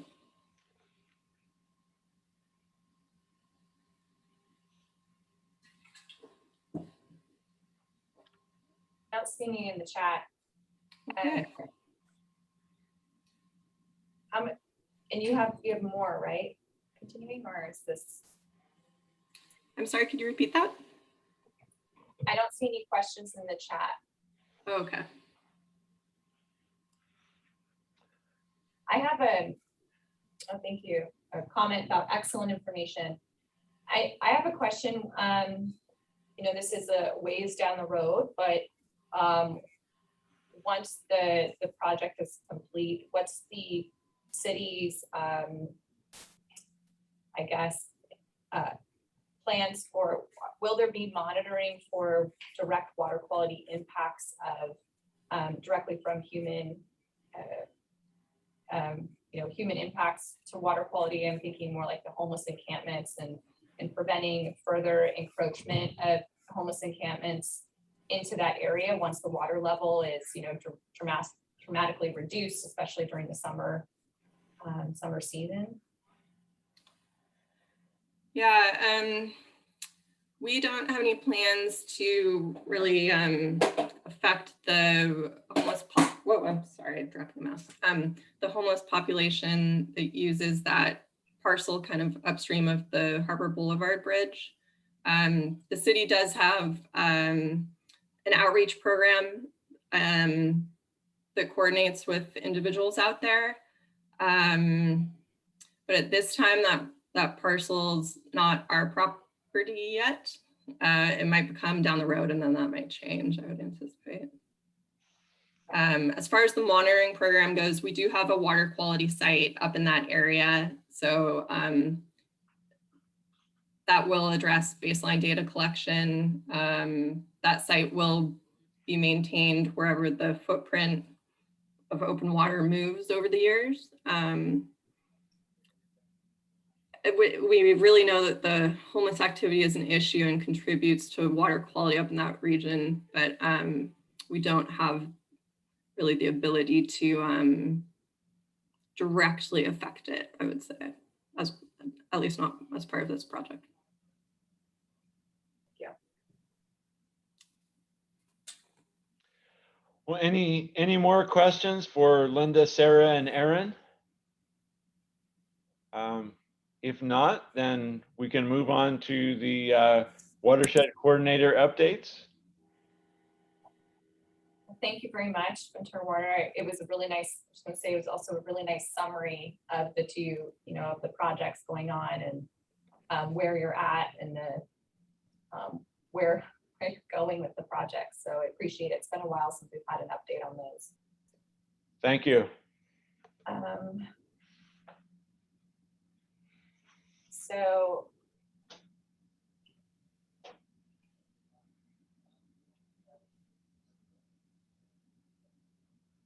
I wanted to, so I can start off. Every year, make an effort to update an annual work plan as the watershed coordinator. For those of you who, maybe it's one of the first times you've joined us or aren't aware, the watershed coordinator position is actually funded locally by a lot of support from some of our partners, from our water agencies and cities, some agricultural interests, and even private. And so we have a great group that are supporting this work. And as part of my kind of annual planning, I also develop a work plan. I was going to share that with all of you. So then, just a reminder, I just thought I would also have this available. Not sure if you're seeing my entire screen, not that it matters, but or just the PDF it looks like. So the vision and the mission statement for the Santa Clara River Watershed. I just thought I would put this up here again. I'm happy to share these if it's on our website as well. And then watershed coordinator work plan, the elements. The key elements are coordination, stakeholder outreach and engagement, the technical review and planning, and I'll elaborate more on that, and then funding. So detailed, share with you, you're seeing this now, work plan for 2021, 2022. And so this is fairly detailed. I don't expect you all to read it right now, but I will have this posted on the website this afternoon, and you can take time to review it if you'd like and provide any comments or suggestions for things for this year that you think we should tackle specifically. But this is fairly general and hasn't changed a lot over the years. This watershed committee has been working together, has formed since 2006. Some of the things keep in mind that I work on are aware, expanding our watershed committee group, preparing these meetings, general broad outreach and communication. I wanted to note that as part of this year, we'll be updating our website, so migrating that to WordPress, and we'll be probably adding some more elements for our website. It's pretty bare right now in terms of like all the features and studies that we could be sharing on there. And so that's something I want to do, is build out the website a little more. And so, you know, if you have input or suggestions on that, if you've been to the website and you were looking for something and you couldn't find it, you expected it to be there, for example, that would be really helpful for me to know as I'm developing that out. And I'll be maybe looking for more input on that as we get further along in adding more elements to it. Also, you know, continuing to coordinate with upper Santa Clara River Watershed stakeholders and IRWM group.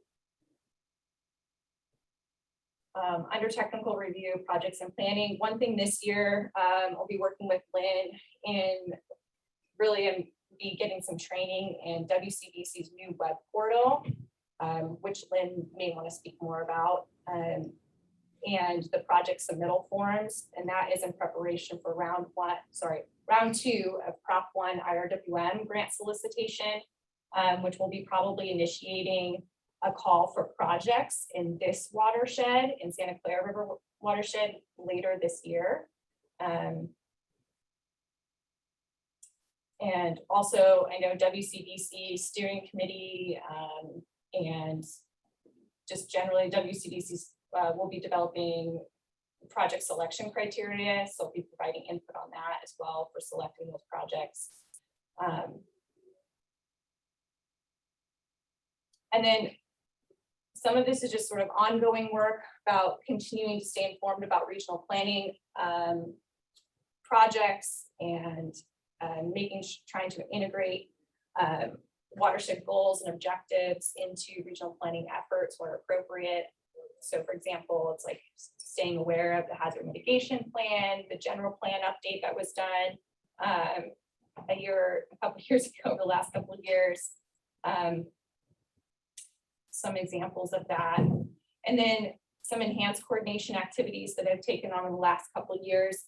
The invasively task force, trying to, you know, coordinate with that group and helping facilitate meetings and collaboration where possible.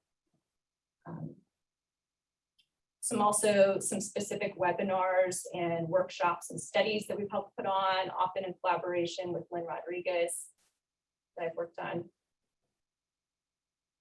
And then also trying to keep you all informed of funding sources. I'm interested to hear feedback on providing, you know, grant opportunities and sending out announcements. Kind of slowed down on that in the last year, partly because of just available time. But I know a lot of you are already subscribed to so many listservs and are receiving grant announcements already. It's sometimes, I don't want to bombard people with, you know, duplicate announcements, but I'm hoping to, as I improve the website, improve the efficiency that I have and the communication tools that I use for sharing out, you know, grant announcements and funding announcements. So I'll probably be asking again, and maybe even through a survey, I've been thinking about some questions that it would be really helpful to get feedback from all of you, and how, as watershed coordinator, I can better serve, you know, help serve all of these different aspects and what it is you might be looking for from a watershed coordinator. And then a project that really started ramping up and taking up more of my time in the last probably 2 years has been the Disadvantaged Community Involvement Program. I serve as one of 2 task force members for Ventura, for WCVC, the Ventura area, on that task force. And we've given updates on this project, this program, almost at probably just about every meeting the past year. So I'm happy to share more information about that if this is the first time, you know, you may be hearing about it and you're curious to know more. But we'll be moving into the the project technical assistance and project development phase of this project this year. So one thing that I'll probably, I'm trying to keep in mind, I'll be spending potentially more of my time is also assisting some of the disadvantaged community stakeholders and community-based organizations and helping them shepherd some of their projects kind of through our process and getting their projects into the IRWM plan, and then having their projects reviewed at the watershed committee level and as a potential project that we would put forward for funding for round 2 IRWM grant. And then just basic coordination and kind of administrative work. That's not that interesting, but just putting that in here. So I just, this is kind of just the logistics and administrative update that I wanted to share with you all, and see if there was any feedback or questions about my work plan, about the watershed coordinator work plan. And also, I always want to remind people, keep in mind, this is not a full-time position. Or is that? I am full-time here at the county, but this position is not full-time. Are there any questions? Comments? Things that you'd like to see more focus on this year, whether it's sharing funding announcements, having presentations from outside the county. Laura, I think having one spot on an updated website that you could put all of the funding information, I think that would be very useful. Where folks could get used to checking in at one spot if that was updated and reliable. I think that would be very helpful. Yeah, that's something we've thought about.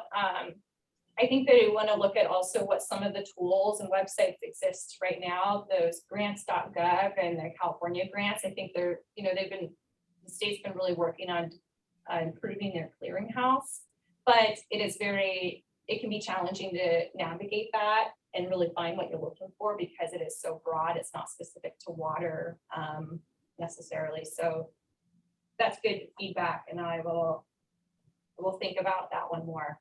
How we can do that efficiently. And I think also updating, as the disadvantaged community projects may get developed and move forward, I think it's probably important for us as a watershed, in coordination with the greater WCVC, to make sure that that we make clear the project selection and ranking criteria. I think we've always done a pretty good job, but it would be better to have some of that stuff out there and well communicated in advance when people are developing their projects. So I've got a few fingers pointing back at myself as a member of the WCVC steering committee. I think that's a task that, maybe Lynn can talk about that in the next item, but that's something I think would be very helpful. And then probably this committee is going to want to weigh in on that. Yeah, I think that is the intent. So I think we'll be starting more conversations at the steering committee level and sharing that back. It'll be your job as steering committee to share some of those updates back with the committee in advance of the solicitation as much as we can. Thanks, Heather, for your input too in the chat. The website update. Yeah, and any workshops or interest, needs that you have that you think would be best suited at a watershed scale or at the watershed level, that's something that please feel free to just call me up and chat and see if that's something appropriate that we can bring to a watershed committee or hold a workshop. We haven't done like a watershed U or a public event in quite a while, but just keep in mind that that is a possibility and that's an option. We always do try to have a upper and lower watershed meeting, a joint meeting. We've had so much great, since the meetings have been virtual this last year, we end up having so much participation from some of the upper watershed stakeholders. Thank you, Heather, for being one of those. So I think it's actually enhanced that coordination across the watershed, also through the invasive weed task force, which is somewhat, like a subgroup of this committee. There's been a lot of watershed-wide coordination and communication there, and we're continuing to work on that, and as always, in collaborating on projects. So I do hope that we end up with a watershed-wide project that I'm developing, that we're presenting this next round as well as an option.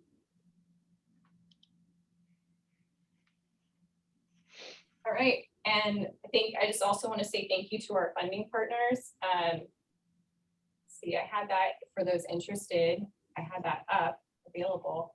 We wanted to see these are our current funding partners. I just want to say we really appreciate all of your support in this integrated watershed management program. And so I will then take this draft plan, and if there's no, I'll be emailing this to our co-chairs for any final input to co-chairs, but if there isn't any further comments in the next week, I'll be turning this draft into a final work plan. If there aren't any further comments, feel free to email me. I will put my email again in the chat just so you have it readily available. And then this will be posted on the website this afternoon. Okay. Thank you. Thank you. And then so the next item I think I put on here was the disadvantaged community involvement program, and update on preliminary needs assessment results. So this will be pretty brief, unfortunately. We were hoping to get the more preliminary results before this meeting, but it looks like we probably won't be getting them for another week. So I apologize, I don't have much to share. And I'd rather share, all at once what we have, the results from that, than in little bits as we move along. But we do expect, Lynn and I expect to be getting a draft report from the consultants from CSU team in the next week or two on those results.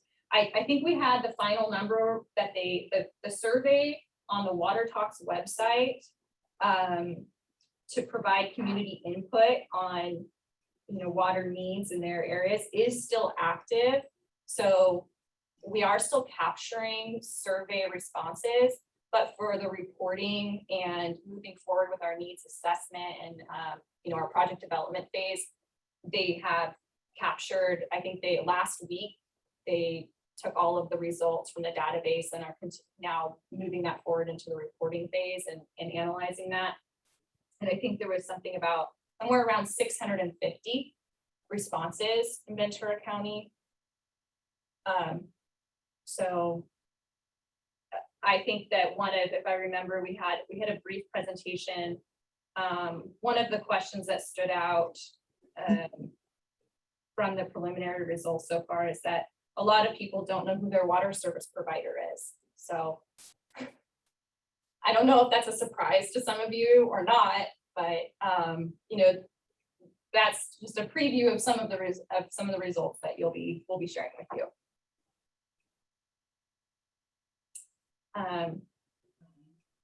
Okay. I think we can move on. And Lynn, you with us? Yep, I'm ready. Well, thank you. Thank you, everyone. It's been great presentations so far today. And I'm going to just give a couple of quick updates on the WCVC program, which works very closely with the watershed groups like this one. For those of you that don't know me, I am the project manager for the Watersheds Coalition of Ventura County Integrated Regional Water Management Program. Lots of long titles, but and so We continue since basically we started this program back in 2002 after Prop 50 passed. So we've been going strong for almost 20 years. It's amazing. And there's always a lot going on.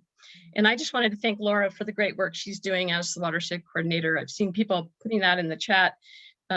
This program depends completely on the participation of all of you as members of the groups. And I work very closely with all three of the watershed groups, just to make sure that we're all in sync with one another.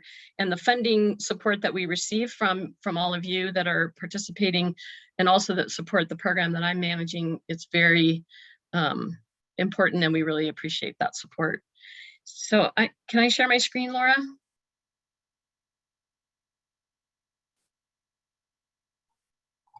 Okay. All right, so let's see, get started there.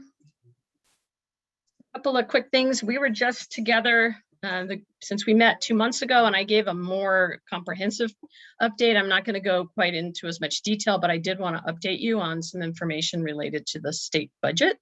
And also, I don't believe I shared one of our promotional pieces or information about our region that's been relatively recently produced. And I don't know, Laura, if you have shared this with the Santa Clara River group. I believe I've shared it with the general membership group so that there's overlap there. But just so you know, we're really in a strong position right now of advocating across the state for the strength and value of IRWM programs now that we're almost to our 20th year. And you probably know that we have dwindling funding out there. So it seemed important for each of the 48 IRWM regions to put together some information, particularly for our legislators to better understand how the funds have been spent and the things we are prioritizing in our regions. And Laura can send this out after the meeting if you haven't seen it.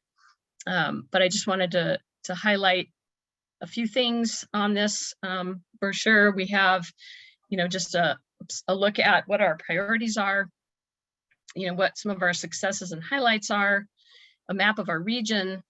And then we added more recently to this, and not all the regions have done it, but we have a list of all the projects that we've been able to receive funding for from the various IRWM grants that started with Prop 50 and then into Prop 84 and now Prop 1. And with the map, showing the locations.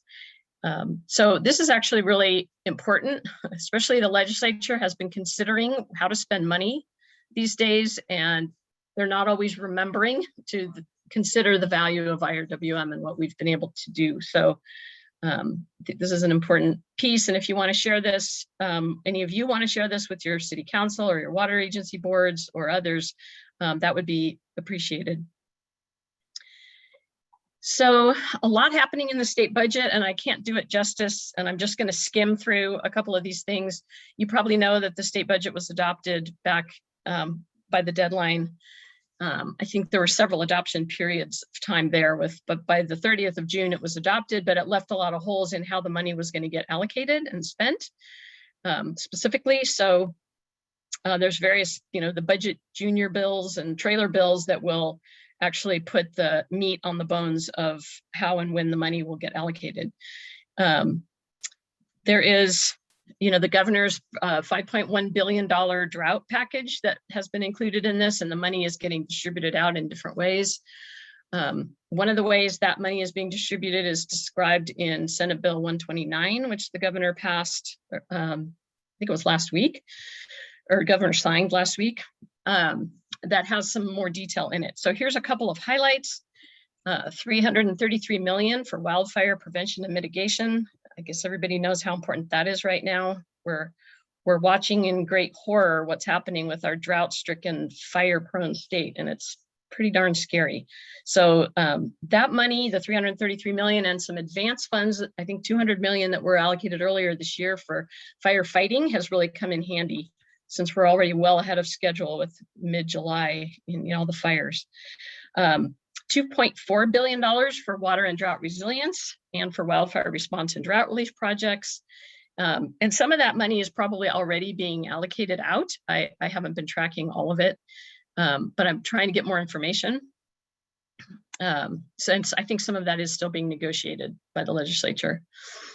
So the advocacy for funding for IRWM has paid off. Our region wrote letters and have been coordinating with the our legislators in the Assembly and the Senate to make sure that some of the funds get appropriated either directly for IRWM or that they are going through an IRWM process in some way, or that we qualify to apply. So that has paid off because it looks like there will be 200 million to DWR for grants for projects that provide multiple benefits and that enhance regional drought resilience and align with the goals and objectives of IRWM plans. It still remains to be seen what exactly the role of IRWM regions will be in all of that, but we're continuing to advocate that we play a strong role. Then there's additional money out there, 730 million of remaining drought funds and 440 million of climate resilience funding that has yet to be allocated. And those negotiations are going through the summer legislative process after the recess. So coming August 16th, and hopefully by September, we'll know where that money is going. So stay tuned. I mean, we will do our best to keep you up to date on this ever-changing, kind of uncertain circumstances. We've got lots of money coming in from the federal government. Keeping track of it all is pretty much a full-time job, probably for a lot of us, because you don't want to miss deadlines or miss the boat on opportunities for any of these things. And many of the projects in our IRWM plan now, or those that will be added in our next call for projects, are very much, I think, eligible for this funding that's coming out through the state budget. And the nice thing about the state budget funding is it's a little bit less, it has a little higher access than some of the bond funds that we're used to in the past that have a lot more restrictive kind of rules and requirements. This funding, it's a little bit more up to the state how they want to roll that out, and it should have a lower bar for getting in for those funds.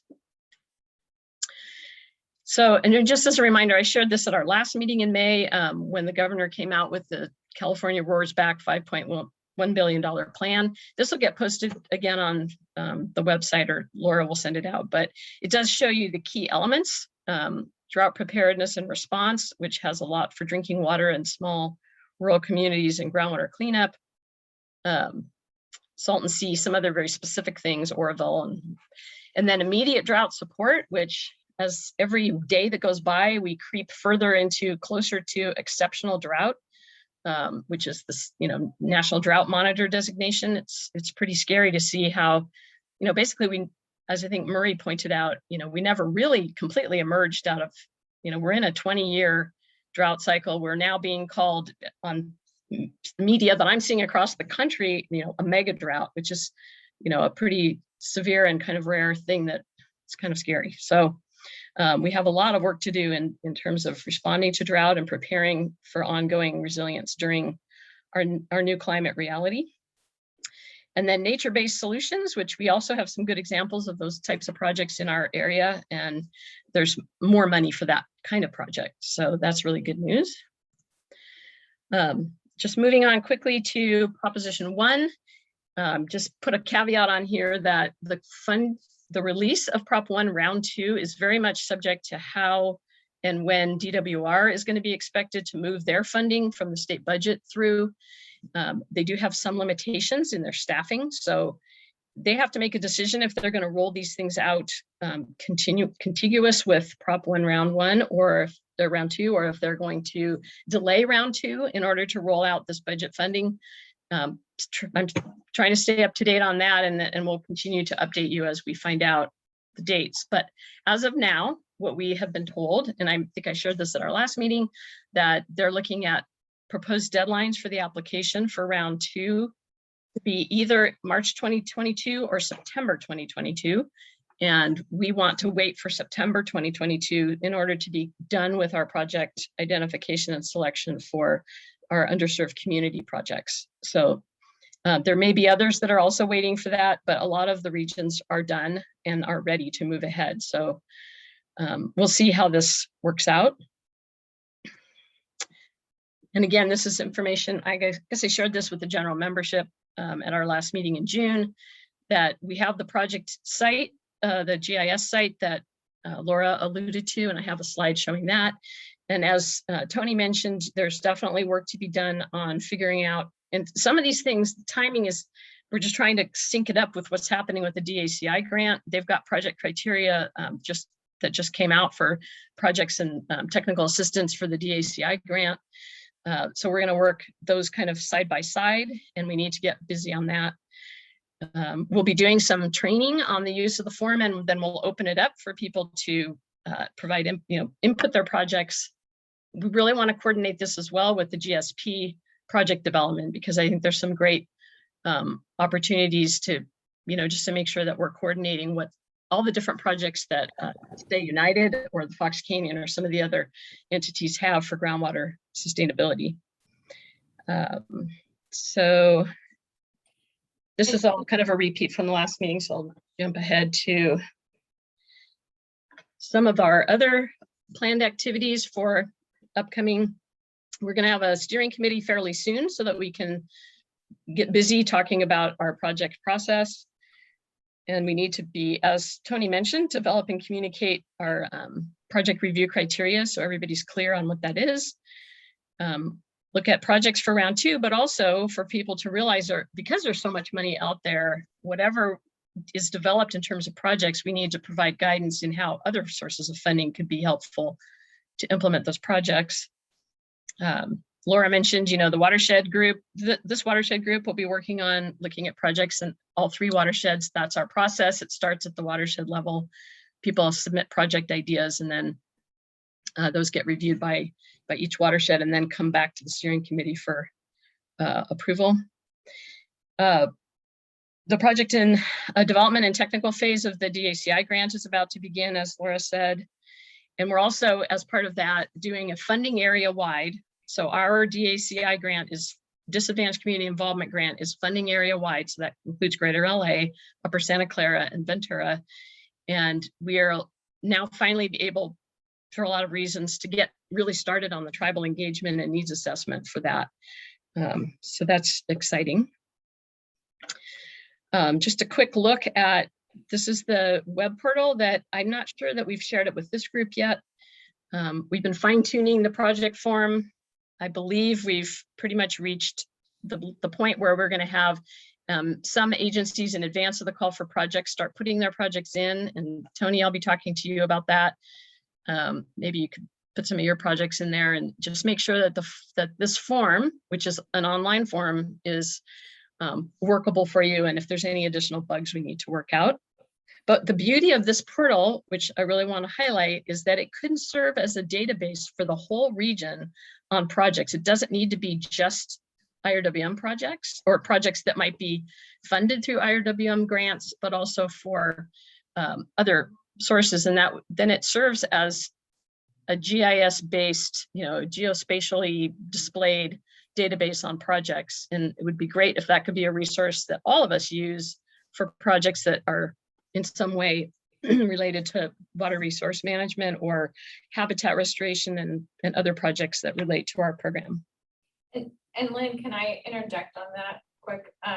So in this, for those that are familiar with County View, how I've used County View, it's this is using the same platform, so it should be familiar. It should be easier for you to navigate. It's very similar in that regard. And then I wanted to ask, all the projects that are in IRWM plan now that, we did the project form for round 1, will they automatically be added and appear here? Or are we going to be doing a transition or of those in, is that part of a process?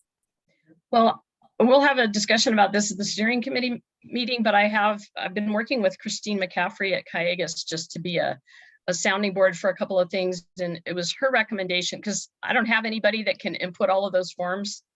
There's a lot of them. There's 82 projects, I think, that were submitted in the last call for projects 2 years ago.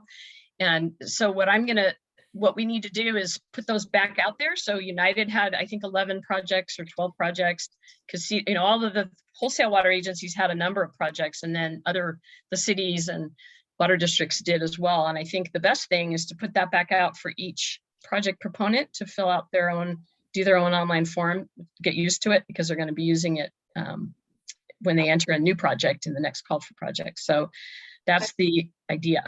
Okay, it'll be a great opportunity to update those. And it also is an opportunity to refamiliarize ourselves with those projects. So we'll be carrying that out. Great, thank you. Yeah, and I just really quick, just going to show you that this is what the project form looks like. And it has, I mean, we'll give you training on it, because you don't want to sit down and start filling it out and not know what happens when you're done for the day, because there is a lot of information in here. And the downside of this approach is that whatever you don't put in the first time, we don't have enough, as this is done on Esri, we don't have enough Esri licenses to cover all of you to go back and make changes.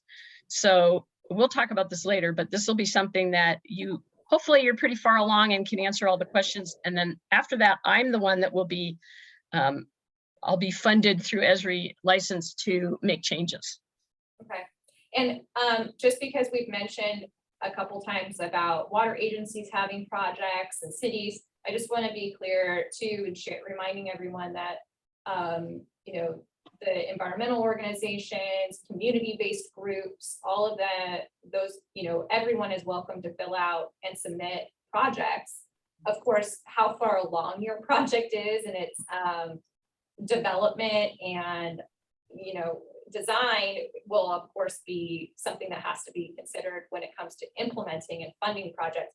But this is a great place to also just submit projects that are well supported by community organizations or environmental groups or other types of stakeholders for even just concepts. So keep that in mind. This is a great, you know, we can kind of distinguish potentially between those, and yeah. So I think I addressed the things that you said, Laura, and that you said, Tony, about, you know, the sort of the basic process going forward. We have a lot of work to do ahead of us, but it's exciting that we have so many tools now in the county, different portals, and we're improving our websites and all these models that are out there.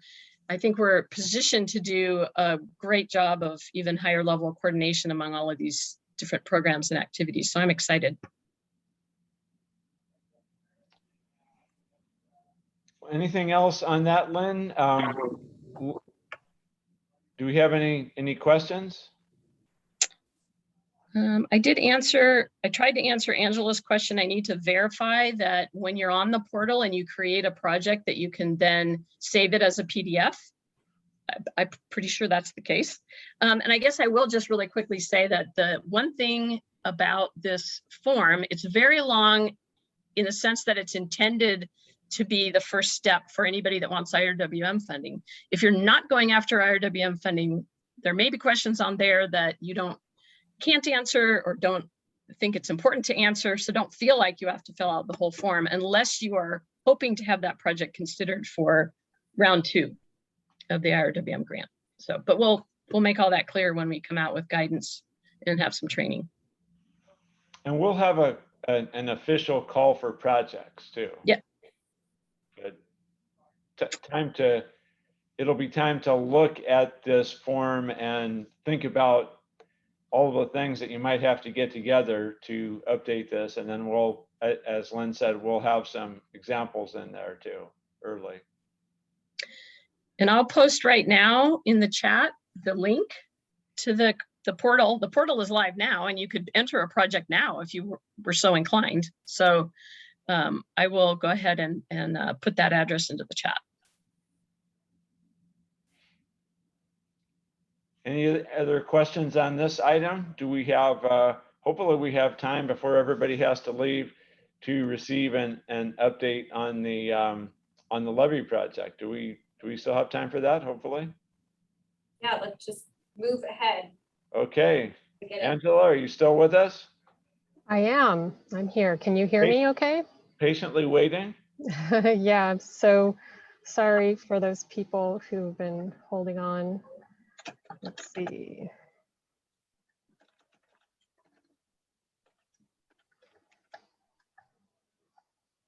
Uh-oh. I'm just trying to figure out how to get myself in share screen mode and then also to share this presentation.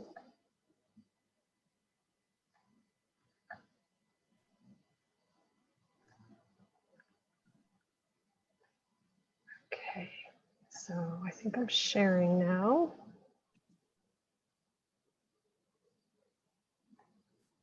Can you guys see this okay? Yes. Okay, great.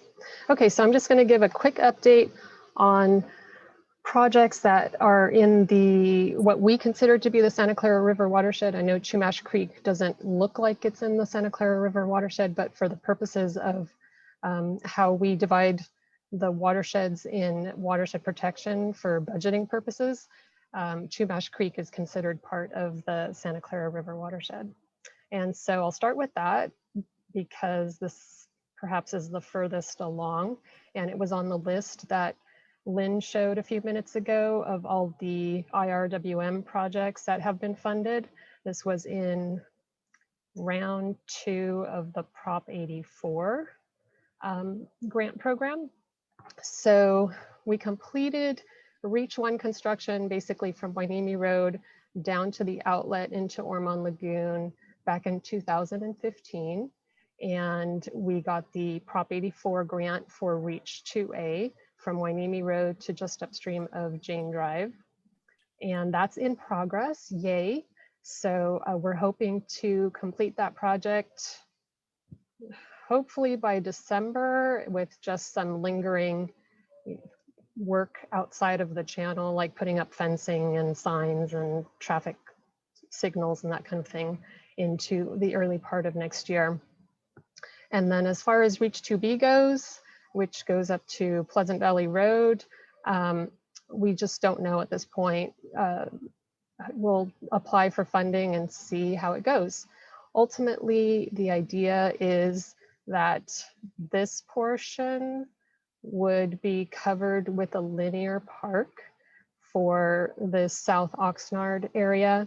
This is a disadvantaged community, and there's also a segment that's considered severely disadvantaged community.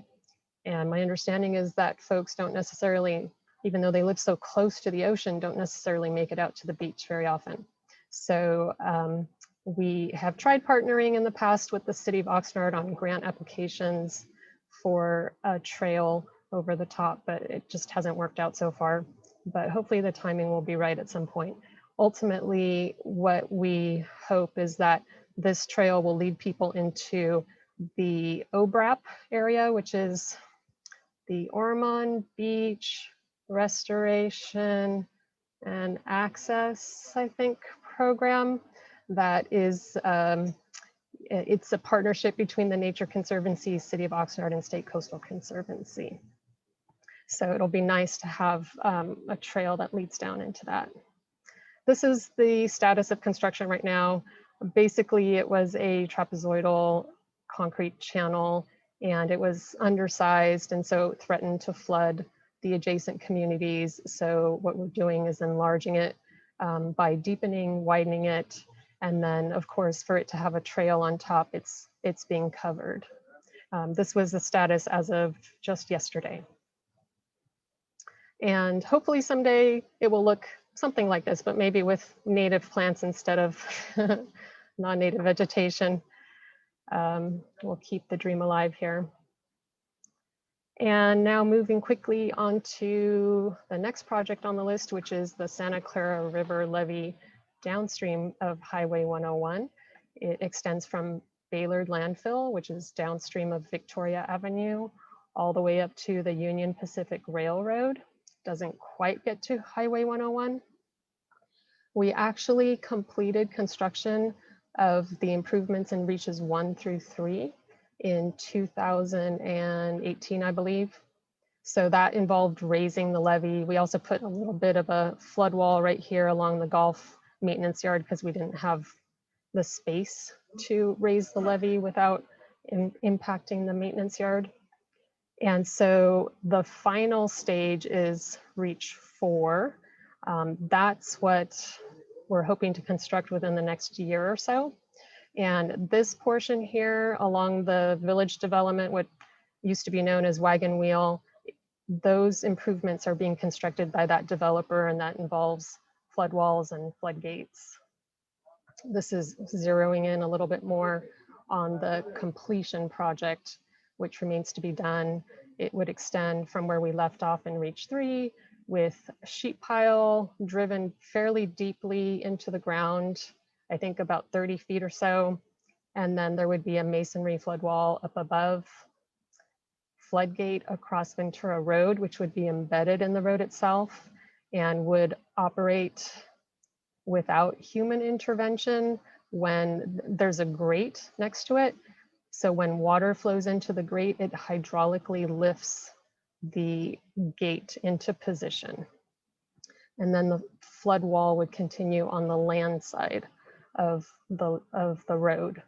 And there are several Leesbell's vireo territories, endangered bird species in the Santa Clara River along the riverside. So the window for constructing the riverside flood wall is kind of narrow. So we just have to factor that in. And we are in the running for 2 different grants. One we applied for from the California Department of Water Resources last fall, and they issued their draft funding recommendations at the beginning of June, and they're set to issue their final funding recommendations by the end of this month. We hope to get $3.125 million from that program. Not all of that is going to construction. About $625,000 of that would actually serve to allow us to acquire land for preservation purposes near the Sespe Cienega area, so just upstream of the Fillmore Bridge across the Santa Clara River. And then it would also allow some enhancement of that property. So we'd be working in partnership with the Santa Clara River Conservancy and perhaps also the Nature Conservancy, perhaps also Cal Fish and Wildlife. We'll see how that pans out.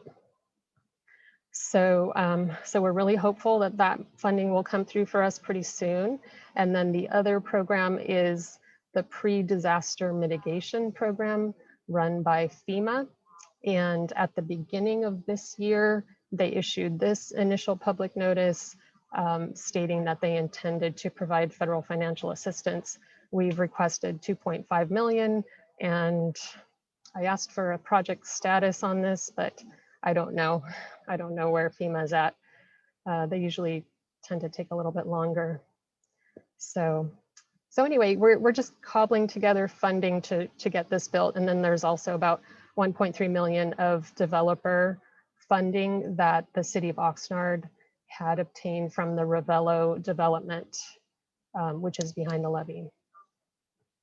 And then finally, we also have a Santa Clara River levee upstream of Highway 101, which is known as SCR1.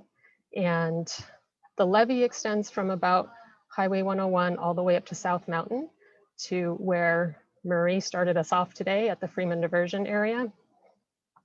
But because the development is really concentrated here at the south end, what we're proposing to do to improve the cost benefit ratio of the project and make it more eligible to receive funding is to basically take the improvements up to Central Avenue Drain and then diverge from the Santa Clara River between the Central Avenue Drain and this is Faro Basin, which belongs to United Water Conservation District and will be used ultimately for water percolation purposes. So we would run along the south end of that basin and then up the east side and then just tie into high ground here west of Vineyard Avenue. And there are various deficiencies. There's a little bit of a vegetation management issue here. We're required by the U.S. Army Corps of Engineers to maintain 15 feet clear from the levee toe on both the riverside and the land side of the levee. So we have a little bit of an issue with that here. And then this orange patch is insufficient freeboard, so it's not quite tall enough in this region. But the really big problem is that the depth of the levee is not sufficient to prevent undermining by the river in a large flow event. So we have to increase the depth of the toe of the levee, in some places by about 30 feet. So the levee is about 60 years old. It was built in 1961. It has structural deficiencies. Before we can get it certified, we need to do the upgrades. And of course, we need to do the project to protect the community from flooding. At this point, we're in sort of a race against atmospheric rivers to protect the river park community. And where we're at in the process is at the notice of preparation stage. We released a notice of preparation of an environmental impact report on June 28th, and we're soliciting comments from the public. And the period ends on this coming Tuesday, July 27th. So we encourage everybody who's interested to submit written comments, and I'll show you how to do that in a moment. So we'll be probably publishing the draft EIR around the first quarter of 2022 and responding to comments and publishing the final EIR around the third quarter of 2022 and taking it to the Board of Supervisors for review and approval by about the third quarter. We'll be applying for permits around the same time that we issue the draft environmental impact report, and hopefully we would obtain those permits from regulatory agencies by the fourth quarter of 2023. And up until this red dash line here, we have grant funding, but after this dash line, we are not funded. So at some point, we're going to need to figure out how to pay for all of this construction work that's needing to be done. And here's how you can submit comments. scr1info@ventura.org by email, or you can use snail mail if you like, or you can also go to our website and there's a comment button you can use. And that's all I got. Thank you, Angela. Any questions?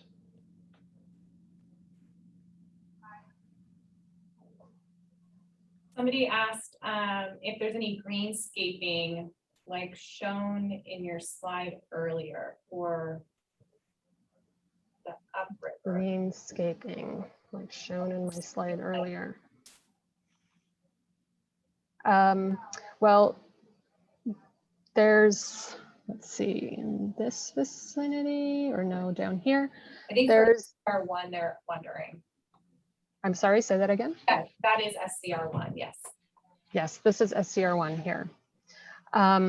So there's a Rio School District STEAM school in this vicinity, and the school district has funded an architect to design some betterments, which involve an amphitheater for use by students and perhaps also for managed use by other entities, depending on how regulatory agencies would allow use, because there are endangered species that nest along that reach of the river.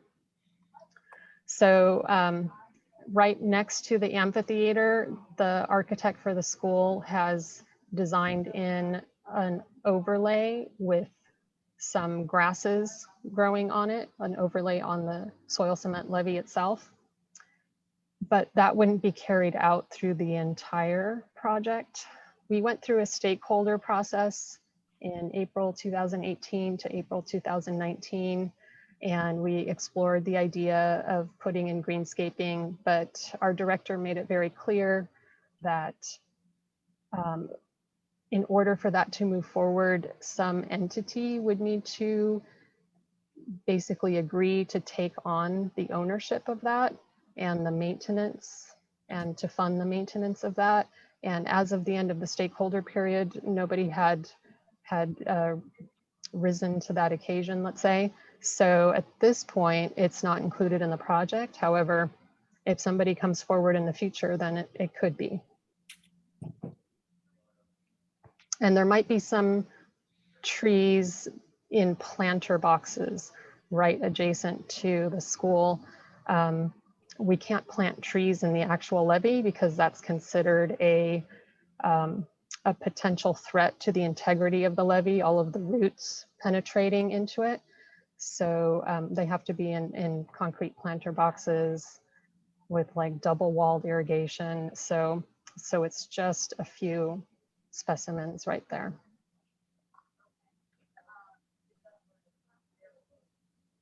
Thank you. Oh, we have one hand raised.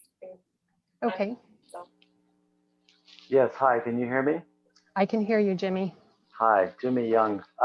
Just a citizen, water protector. Appreciate all the work you folks are doing to help our community in this way. Sounds like mostly safety improvements. I did submit a comment email just I think yesterday or the day before. I'm a little concerned that there's just isn't more efforts to green the space, make it look more natural.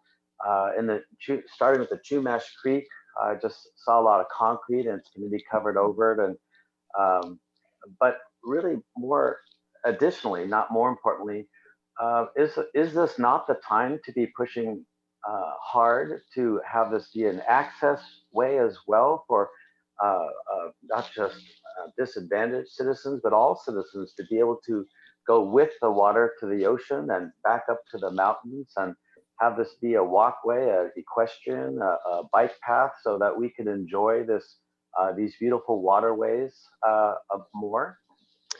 Yeah, so we did look at that in the stakeholder process that I mentioned earlier.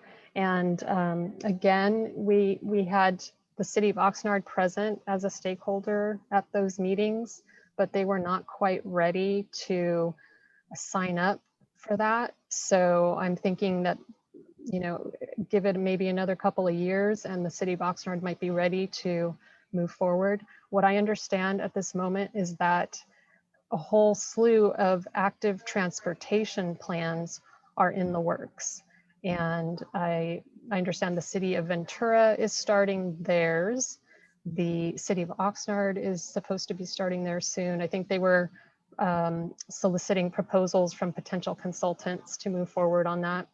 And I do know that the county of Ventura, our sister department, Roads and Transportation, also in the Public Works Agency, is going to the board next Tuesday with a request to approve a consultant contract with Alta Planning, I believe, from Portland, Oregon, to create an active transportation plan for the unincorporated Ventura County areas. So what I plan to do is to take all of the comments that I've been receiving, requesting that the project include a trail, and to provide all of that information to Roads and Transportation so that it can be incorporated into their plan, their active transportation plan. I understand that there's going to be a massive outreach effort associated with that planning process. 10 public meetings for each of the supervisorial district zones. So that's 5 zones times 10 meetings equals 50 meetings. So the public will have a lot of opportunity to weigh in and request that this trail be included in that plan. And the importance of being included in the active transportation plan is that it makes the project eligible for funding through Caltrans and their active transportation program. So we do realize what a great amenity it would be to have a bike trail along the Santa Clara River. And we'll work with our sister department to ensure that that bike trail gets included in the active transportation plan. But I encourage you, Jimmy, and all who are also interested in the same thing to reach out and participate in that process. Well, thank you. That's very encouraging, and we're really happy you're on it. It sounds like it's still early in the process. I just had a mental image of the levee walls being put up and having them be safe, but to have them not had the foresight to leave the room or the infrastructure underneath to support what you're talking about. So I'm encouraged, and thank you very much. Right, and just to clarify, we are consciously designing the levee so that the top width is 16 feet plus an extra foot to support a safety fence on the riverside. So it's basically going to be a canvas for the future bike trail. And I also wanted to go back really quick to the Santa Clara River levee downstream of Highway 101 and state that this reach here, reaches 1 through 3, are more ripe for a bike trail because this has already been constructed. So, so hopefully things will get moving on this pretty quick. And we use the same approach. We basically created a top width that would support a trail sufficiently. So should we be emphasizing right now as our community leaders and activists to put an effort on reach 1, reach 2, and 3 and 4 for that matter? Yeah, reaches, yeah. I mean, reach 4 probably won't be built for another 2 years, but once it's built, it'll be ready to go. So yes, I would encourage you to go to your, city council in Oxnard and also to your county supervisors to request that infrastructure. Excellent, thank you. Mm-hmm. That was all really great information, and I really appreciate, Jimmy, your question, because I think that it's really helpful clarifying just what I think. There's so much opportunity here, and the idea of a mountains to estuary, a river bike trail, or some sort of trail system, and access to the river at key locations is not a new idea. It's something that's been around for quite a long time, and there's a lot of work that has been done to kind of I like how Angela said, lay the canvas for that, but there's still significant amount of work to be done ahead. And so it really is going to take a lot of coordination and really elevating, I think, as Angela's saying, is talking with city council and board of supervisors, this issue, because it's going to take a lot of interagency, a lot of agency coordination, because obviously, I mean, the river crosses through multiple cities, county, and there's a lot of adjacent property owners or properties that it would, private property potentially. So it's a big challenge, but I think that we need to stay aware of where the opportunities lie and when they arise. So it's important that we keep bringing this up, and I appreciate your input, because I think, as things change and funding changes, political landscape changes, priorities change, the opportunities change. So.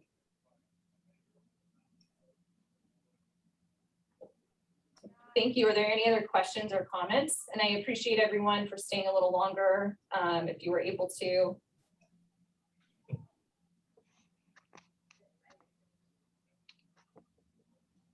Doesn't look like it.